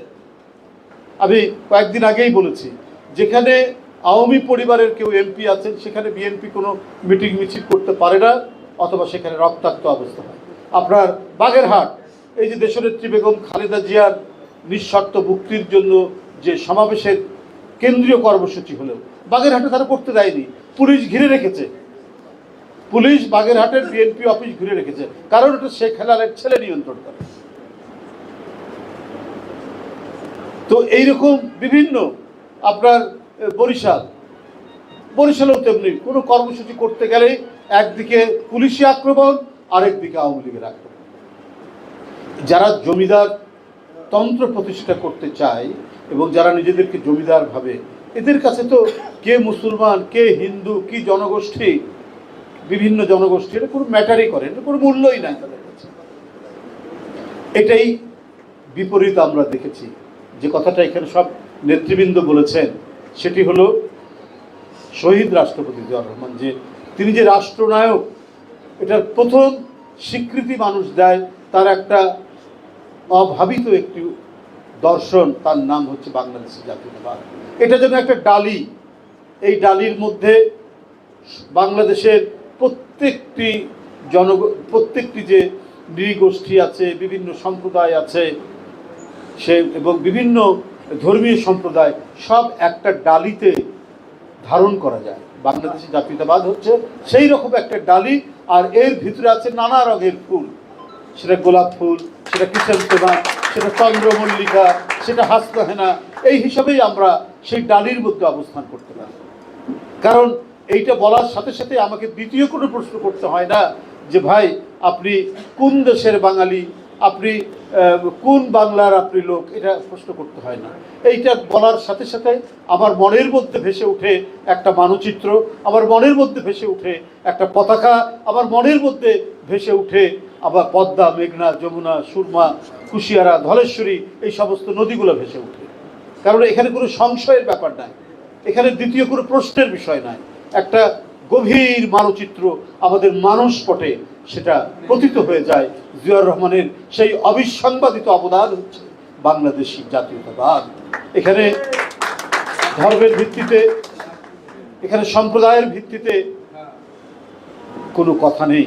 এটা এমন একটি মজবুত ডালি, সেখানে সেই ডালির ভিতরে প্রত্যেকটি জনগোষ্ঠী এই দেশের অভ্যন্তরে ভাষাভাষী এবং ধর্মীয় সম্প্রদায় সব অবস্থান করছে বাংলাদেশিটার মধ্যে। শেখ মুজিবুর রহমান, মানবেন্দ্রনাথ লাল বাঙালি হয়ে যায়, ও তো বাঙালি নয়, কিন্তু বাংলাদেশের মানুষ বাঙালি, যে বাংলাদেশি, তা আপনি বাঙালি হবে কেন? সে হয় চাকমা, না হলে মারমা। তো এটা তো মানে কোনো নির্ভুল জাতীয়তাবাদ নয়, এটা তো ভুল জাতীয়তার কথা বলছে। এটা তো গায়ের জোরে আপনি একজনের মৌলিক অধিকার হরণ করছেন। যে বাঙালি নয় আপনি তাকে জোর করে বাঙালিত্ব বানাবেন। যে মেয়ে ছেলে নয়, সেই মেয়েকে যদি আপনি জোর করে ছেলে বানান, এটা কি হবে? এটা হবে না। কিন্তু এই বাংলার মাটির একজন বিশ্বাসযোগ্য এবং মাটির গভীরে যাদের শিকড়, তারাও হচ্ছে সেই চাকমা জনগোষ্ঠী, এরা বাংলাদেশি জাতির মধ্যে তারা পড়েছে। তো সুতরাং এইখানে কে হিন্দু মুসলমান বিষয় না। হিন্দু মুসলমান আমরা যে মূল ধারা, আমরা প্রত্যেকে বাঙালি, এটা নিঃসন্দেহ। কিন্তু আমরা সবাইকে আমরা স্বীকৃতি দিই। এই যে কথাটা বললেন, এখানে হরিজন যে যাদেরকে তামিলনাড়ু থেকে এসছে, এরাও তো শতাব্দীর পর শতাব্দী বাংলাদেশে থেকে আমাদের অবিচ্ছিন্ন হয়ে গেছে, আমাদের দেশের মানুষ হয়ে গেছে। তার থাকা, তার খাওয়া, তার বেঁচে থাকা, তার রাষ্ট্রীয় প্রত্যেকটি প্রোটেকশন রাষ্ট্রের দায়িত্ব, রাষ্ট্র সেটা নিশ্চিত করবে, সে অধিকার তার আছে। হরিজন ভগবানের লোক, অথচ আমরা সমাজের মধ্যে সবচাইতে অবহেলিত। দীর্ঘদিন ধরে যারা সেখানে বাস করে সে বাস করার অধিকার তাদেরকে কেড়ে নেয়, কোথায় থাকবে তারা? যেদিন আমাকে অপর্ণা আর রমেশ দত্ত এরা তাদের যে নেতার সাথে ইয়ে করে দিলেন, আমার সেদিন এত ভালো লেগেছে যে সত্যিকার অর্থে রাজনীতি মানুষ তো হচ্ছে মানব দরদি কাজ, সমাজসেবামূলক কাজ। তো এই মানব দরদি সমাজসেবামূলক কাজ যদি যথার্থই করে থাকে, সেদিন সেই হরিজন পাড়ায় গিয়ে অপর্ণা, রমেশ দত্ত এবং আরো যারা গেছেন, আমি বলবো সবচাইতে মানবতাবাদী কাজ তারা করেছে। একটা আমার দেশেরই একটি জনগোষ্ঠীর মানবাধিকার সংরক্ষণের পক্ষে গিয়ে তারা সেখানে কাজ করেছেন। আমি ওদেরকে বলেছি তাদের অধিকার নিশ্চিত করার জন্য তোমরা আরো তোমাদের কণ্ঠকে আরো শানিত করো, তোমরা আরো তাদের পক্ষে তোমরা প্রতিবাদ জানাও যে কেন তাদের অধিকারগুলো কেড়ে নেওয়া হচ্ছে। তোমরা মানববন্ধন করো, তোমরা প্রেস কনফারেন্স করো, ক্রমান্বয়ে তোমরা তোমাদের প্রতিবাদকে আরো জোরালো করো। আমি এখন এই কথাগুলো বলছিলাম, মানে অপরটার সাথে কথা বলতে করতে হবে, এটাই হচ্ছে দায়িত্ব। হিন্দু, খ্রিস্টান, বৌদ্ধ যে কল্যাণ ফ্রন্ট, তারা হচ্ছে আমাদের এই দেশেরই ধর্ম সম্প্রদায়ের। তাদের এটা কিসের জন্য? তাদের যাতে অধিকার নিশ্চিত হয়, তাদের স্বার্থ সংরক্ষণ করার জন্য, এবং সেইটা হবে একেবারেই আমি সত্যিকার অর্থেই যেন এই কমিউনিটির স্বার্থ সংশ্লিষ্ট হয়, স্বার্থের সাপেক্ষে যেন তারা কাজ করে। এখানে কোনো রাজনীতির কোনো বিষয় না, কারণ আমরা যারা এখানে জাতীয়তাবাদী রাজনীতি করি, বিএনপি করি, আমাদের নেতৃবৃন্দই ধ্বংস হয়ে যাওয়া কালী মন্দিরের পক্ষে কথা বলি। আওয়ামী লীগের কিন্তু এখানে কথা বলার কিছু নেই, কারণ তারা সেই কাজটি করেছে। যে বললাম, নিজের স্বার্থে তারা প্রচণ্ড বর্ণবাদী হতে পারে, তারা প্রচণ্ড সাম্প্রদায়িক হতে পারে, আবার নিজের স্বার্থে তারা দেশ বিক্রিও করে দিতে পারে। আমরা দীর্ঘদিন ধরে এটা দেখে আসছি। যখনই তারা ক্ষমতায় এসছে, লুটপাট এটা যেন আওয়ামী লীগের ইস্তেহার, টাকা পাচার এটা যেন আওয়ামী লীগের সংস্কৃতি, কারো জমি দখল করে নেওয়া এটাও যেন আওয়ামী লীগের এক ধরনের একটি কি বলে যে তাদের রাজনৈতিক নীতি। এটাই তারা দীর্ঘদিন ধরে করে আসছে। আজকে আমরা সবাই জানি যেটা, যে আগে যেটাকে এনিমি প্রপার্টি বলতে, এখন বোধহয় ভেস্টেড প্রপার্টি বলে, যেটা হিন্দু সম্পত্তি, সেই সম্পত্তি শত্রু সম্পত্তি, সেটা মানে অধিকাংশই এখন যারা ভোগ করছেন তারা হচ্ছে আওয়ামী লীগের। এটার একটা স্ট্যাটিস্টিক্স বেরিয়েছিল, পরিসংখ্যান বেরিয়েছিল, তাতে কারণ দেশের মধ্যে লুটপাটের মানসিকতার যদি রাজনৈতিক দল থাকে, সেটা হচ্ছে আপনার আওয়ামী লীগ। এবং আসলেই তাই, ডেপুটি স্পিকারের ছেলে কি শামস না কি নাম, সে 200 কোটি টাকার রাজস্ব ফাঁকি দিয়েছে। এটা অদ্ভুত ব্যাপার। পাবনার বেড়ার সেটাকে পৌরসভার মেয়র, সে এখন দেশের বাইরে, 200 কোটি টাকার ট্যাক্স সে ফাঁকি দিচ্ছে। আমরা জানি তার বাবা কোনো মানে ওকালতি করে দিন চালাতেন পাবনা শহরে, এত টাকা হলো থেকে কিভাবে সম্ভব? আলাদিনের চেরাগ, সে আলাদিনের চেরাগেও মানে সেই যে দৈত্য আসতো, সেই দৈত্য রাতারাতি এত টাকা হয়তো কাউকে করে দিতে পারতো না, কিন্তু আওয়ামী লীগের পক্ষে এটা সম্ভব। আওয়ামী লীগ এটি করতে পারে। আচ্ছা, শুধু বেনজির আজিজ কাণ্ড না, কত কাণ্ড যে তারা এখানে গড়ে তুলেছেন।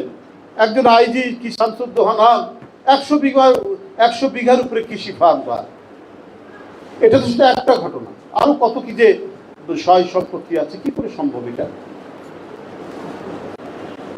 এটা এটা এটা সম্ভব হচ্ছে শুধুমাত্র শেখ হাসিনা প্রশ্রয় দেওয়ার কারণে। শেখ হাসিনা নিজে জোর করে ক্ষমতায় থাকবেন, এটাও তো অনৈতিক, এটাও তো দুর্নীতি। সুতরাং এই দুর্নীতির প্রধানমন্ত্রী, তিনি দুর্নীতিকে আস্কারা দিয়েছেন। সমস্ত কিছুকে যে তোরা আমাকে সাপোর্ট কর আর তোরা যা পারবি সেটাই করবি, না হলে একজন ডিবির লোকজন বগুড়ার এক মাদক ব্যবসায়ীকে মিরপুর থেকে তাকে গ্রেফতার করে তার কাছ থেকে 7,80,000 টাকা দিয়ে তাকে ছেড়ে দিয়েছে। যারা দুষ্টের দমন করবে তারাই রীতিমতো মানে একেবারে তালপাতার পাখা দিয়ে বাতাস করে দুষ্টকে পালন করছে। কারণটা যে এই গোয়েন্দা পুলিশরা, এই র্যাবরা, এই আইন শৃঙ্খলা বাহিনীর লোকেরা তারা শেখ হাসিনাকে প্রোটেক্ট করেছে। শেখ হাসিনা কি বলে যে এই অবৈধ ক্ষমতাকে, দখলদারিত্বকে তারাই মানে সামাল দিয়েছে এবং এই জন্য গণতন্ত্রকামী মানুষের মিছিলকে, গণতন্ত্রকামী মানুষের সমাবেশকে তারা রক্তাক্ত করেছে। সেখানে তারা বেপরোয়া ভাবে শটগান থেকে গুলি করেছে, লাঠিচার্জ করেছে এবং দিনের পর দিন তারা গুম করেছে আমাদের ছেলেদেরকে, এখনো করে যাচ্ছে, এখনো তারা গুম করে যাচ্ছে শেখ হাসিনাকে রক্ষা করতে গিয়ে। এখন সে যদি একটা কি বলে যে ডুপ্লেক্স বাড়ি করে 50 বিঘা জমির উপরে, তো সেখানে তো শেখ হাসিনা দেখার ভান করেও না দেখার ইয়ে করবেন, চেষ্টা করবেন এবং সেটাও তাও করেছেন। 2-3টা আমরা জানছি, 4-5টা জানছি, কয়েকটি ঘটনা হয়তো জানা যাচ্ছে, কিন্তু এরকম তো শত শত মতিউর রহমানের কেস, তো এরকম শত শত মতিউর রহমানের কেস আছে, বেনজিরের কেস আছে। আওয়ামী লীগের এমপি মন্ত্রীদের কই, তাদের তো খুব একটা তাদের তো আসে না, হঠাৎ 2-1টা আসে। শেখ হাসিনা মাঝে মাঝে একটু ছাড়ে মনে হয়, ছেড়ে একটু দেখানোর চেষ্টা করে যে আমি তো দুর্নীতির বিরুদ্ধে। কিন্তু আপনি তো হোল আওয়ামী লীগ, আপনার সমস্ত মানে আপনার যে আমলাতন্ত্র, ব্যুরোক্রেসি, সরকারি কর্মকর্তা কর্মচারী যারা আপনার মোসাহেবি করেছে, তাদেরকে আপনার লেসেস ফেয়ার, অবাধে লুটপাটের দুর্নীতি করার সুযোগ করে দিয়েছে। দুর্নীতি শুধু দুর্নীতির শব্দে নয়, ওটা মহাদুর্নীতির বলে মানুষ আজকাল আখ্যায়িত করছে। এখন কি বলে যে হাত পাততে যাচ্ছেন চীনে, বিভিন্ন জায়গায় তিনি ইয়ে করছেন, মানে ভিক্ষা চাইতে যাচ্ছেন বিভিন্ন দেশে। তিনি বলছেন মানে সরকারের একজন মন্ত্রী ওবায়দুল কাদের সাহেব সারাক্ষণ শেখ হাসিনার গুণগান গান। ওবায়দুল কাদের সাহেব বলছেন যে চীনের সাথে আমাদের উন্নয়নের অংশীদার আর ভারতের সাথে আমাদের রাজনৈতিক বন্ধু। ভারতের রাজনৈতিক বন্ধু তো আপনাদের এটা হতেই পারে, এটা স্বাভাবিক ব্যাপার। আমি মেলে না, ভারত অভ্যন্তরীণভাবে গণতান্ত্রিক দেশ, এটা নিঃসন্দেহে বলা যেতে পারে। স্বাধীনতার পর থেকে ওদের গণতন্ত্রের চর্চার কখনো কোনো ঘাটতি হয়নি। তাহলে রাজনৈতিক বন্ধু হলো কি করে? এইটা হলো যে আওয়ামী সরকার, শেখ হাসিনার দখলদারের সরকার, সেই সরকার হচ্ছে মানে তাদের যে অপরাধের রাজনীতি, তাদের যে গণতন্ত্র হত্যার রাজনীতি, তারা যে অবাধ সুষ্ঠু নির্বাচনকে একবারে মহাশ্মশানে পাঠিয়ে দিয়েছে, সেই রাজনীতিকে সমর্থন করে হচ্ছে ভারত। এই কারণে তারা কোথাও যেতে হলে পরে আগে ভারতের অনুমতি নিতে হয়। ভারত যেন এখন আওয়ামী লীগের এনার্জি ড্রিঙ্ক, ভারত এখন আওয়ামী লীগের এনার্জি ড্রিঙ্ক হিসাবে কাজ করছে। কারণ তাদের সার্টিফিকেট থাকলেই তারা এখন সব কিছু করতে পারে, আর ওদের সার্টিফিকেট না থাকলে শেখ হাসিনা এক পাও যেতে পারেন না, এক ধাপ দিতে পারেন না। বন্ধুরা আমার, এই যে পরিস্থিতি, এই পরিস্থিতি চলতে পারে না। গোটা জাতিকে বন্দি করে দেশের মানুষের সম্পদ লুট করার সুযোগ দিয়ে আপনি প্রধানমন্ত্রী থাকবেন আর মানুষ চেয়ে চেয়ে দেখবে। এদেশের দীর্ঘ ইতিহাস তো তা বলে না। এদেশের দীর্ঘ ইতিহাস যেমন সংগ্রামের ইতিহাস, স্বাধীনতার ইতিহাস, সেই ইতিহাসে বারবার আগ্রাসীদের বিরুদ্ধে লড়াইয়ের যে গৌরবোজ্জ্বল ইতিহাস, সেই ইতিহাস শেখ হাসিনা আপনি ম্লান করবেন কি করে? সেটা ম্লান হয়নি। সেই স্মৃতি উজ্জ্বল, এই উজ্জ্বল স্মৃতিকে বুকে ধারণ করেই আপনার মতো একটি ডাকাত সরকারের বিরুদ্ধে, আপনার মতো সর্বগ্রাসী একটি দস্যু দলের সরকারকে পরাস্ত করার জন্য এখন এদেশের গণতন্ত্রকামী জনগণ প্রস্তুত হয়েছে। আজকের ঢাকা মহানগর হিন্দু বৌদ্ধ খ্রিস্টান কল্যাণ ফ্রন্টের যারা এটা অর্গানাইজ করেছেন, আমি তাদের এই সম্মেলনের আমি সাফল্য কামনা করছি। এবং আজকে আপনাদের আবার রথযাত্রা, এটা আমার ছোটবেলার একটা বড় স্মৃতি মনে করে। রাজশাহী শহরে আমরা বড় হয়েছি, লেখাপড়া করেছি। প্রতি বছরই বর্ষার সময় রথযাত্রা হতো এবং 7 দিন পর একটা উল্টো রথ হতো না? উল্টো রথ, হ্যাঁ, উল্টো রথ হয়। তো ওই মেলাতে, ওই মেলা যখন আসতো আমাদের স্মৃতিতে মনে আসতো। মেলাতে হতো ফার্নিচারের মেলা, আলনা বিক্রি হতো, খাট বিক্রি হতো, আলমারি বিক্রি হতো। ওই মেলার ফুটপাতের 2 ধার দিয়ে এই মেলা আমরা দেখেছি। তো আজকে আপনাদের এই রথের মেলা, সেই রথের মেলার যে উৎসব, এই উৎসবের প্রাঙ্গণ আপনাদের অত্যন্ত আলোকোজ্জ্বল হোক, এটা আমি কামনা করি। এবং আপনাদের যে অভীষ্ট লক্ষ্য, হিন্দু বৌদ্ধ কল্যাণ ফ্রন্টের যে অভীষ্ট লক্ষ্য, এই লক্ষ্য আপনারা সামনের দিকে এগিয়ে নিয়ে যাওয়ার জন্য আপনাদের সকল প্রচেষ্টার প্রতি, সকল উদ্যোগের প্রতি আমার শুভকামনা থাকবে। যারা ছাত্র রাজনীতি থেকে এখানে এসেছেন, বিশেষ করে রমেশ দত্ত, তরুণ, এরা মানে রমেশ দত্ত আমি তো একই ইউনিভার্সিটিতে পড়েছি, এরা তারপরে তরুণ এখানে ঢাকা বিশ্ববিদ্যালয়ের ছাত্র, ওদেরকে অনেক ছোট ভাই দেখেছি, রমেশও ছোট, কিন্তু ওদের মধ্যে আমি যে জাতীয়তাবাদী স্ফুরণ, জাতীয়তাবাদী চেতনা দেখি, ওরা এখনো যা লেখে ফেসবুকে, আমার মনে হয় এই দেশের বুক চিরে ভারত কখনোই তাদের রেল লাইন বসিয়ে আমাদের সার্বভৌমত্বকে দুর্বল করবে, এটা হতে পারবে না। কারণ এই বাংলাদেশে রমেশ দত্তদের মতো, তরুণদের মতো, অপর্ণদের মতো, সুভাষের মতো এবং অপুর মতো যে ছেলেগুলি রয়েছে, এরা সত্যিকারের জাতীয়তাবাদী আন্দোলনের অগ্রসৈনিক তারা। আর এখানে আমাদের বিজন কান্তি দাদা এদেশের একজন মানে খুব প্রাজ্ঞদক্ষ উচ্চ পর্যায়ের তিনি কর্মকর্তা। উনি নানাভাবেই আপোষ করতে পারতেন, কিন্তু উনি আপোষ করেননি।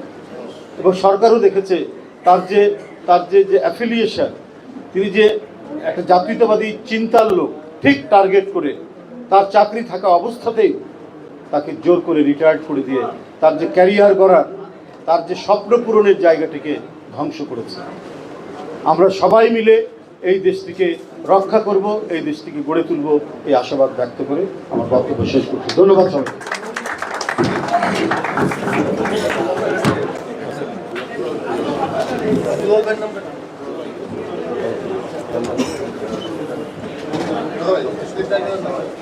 আমাদের মাঝে উপস্থিত হয়েছেন বাংলাদেশ জাতীয়তাবাদী যুবদল কেন্দ্রীয় কমিটি দপ্তরের দায়িত্ব দপ্তর সম্পাদক দুলাল ভাই আমাদের মাঝে উপস্থিত হয়েছেন। ওনাকে বাংলাদেশ হিন্দু বৌদ্ধ খ্রিস্টান কল্যাণ ফ্রন্ট ঢাকা মহানগর এবং কেন্দ্রীয় কমিটির পক্ষ থেকে সংগ্রামের শুভেচ্ছা জানাচ্ছি। আমরা এখন একটু র্যালিতে যাব, র্যালির পর আমরা এসে আমাদের কমিটিগুলো এখানে ঘোষণা করবো। সবাইকে ধৈর্য,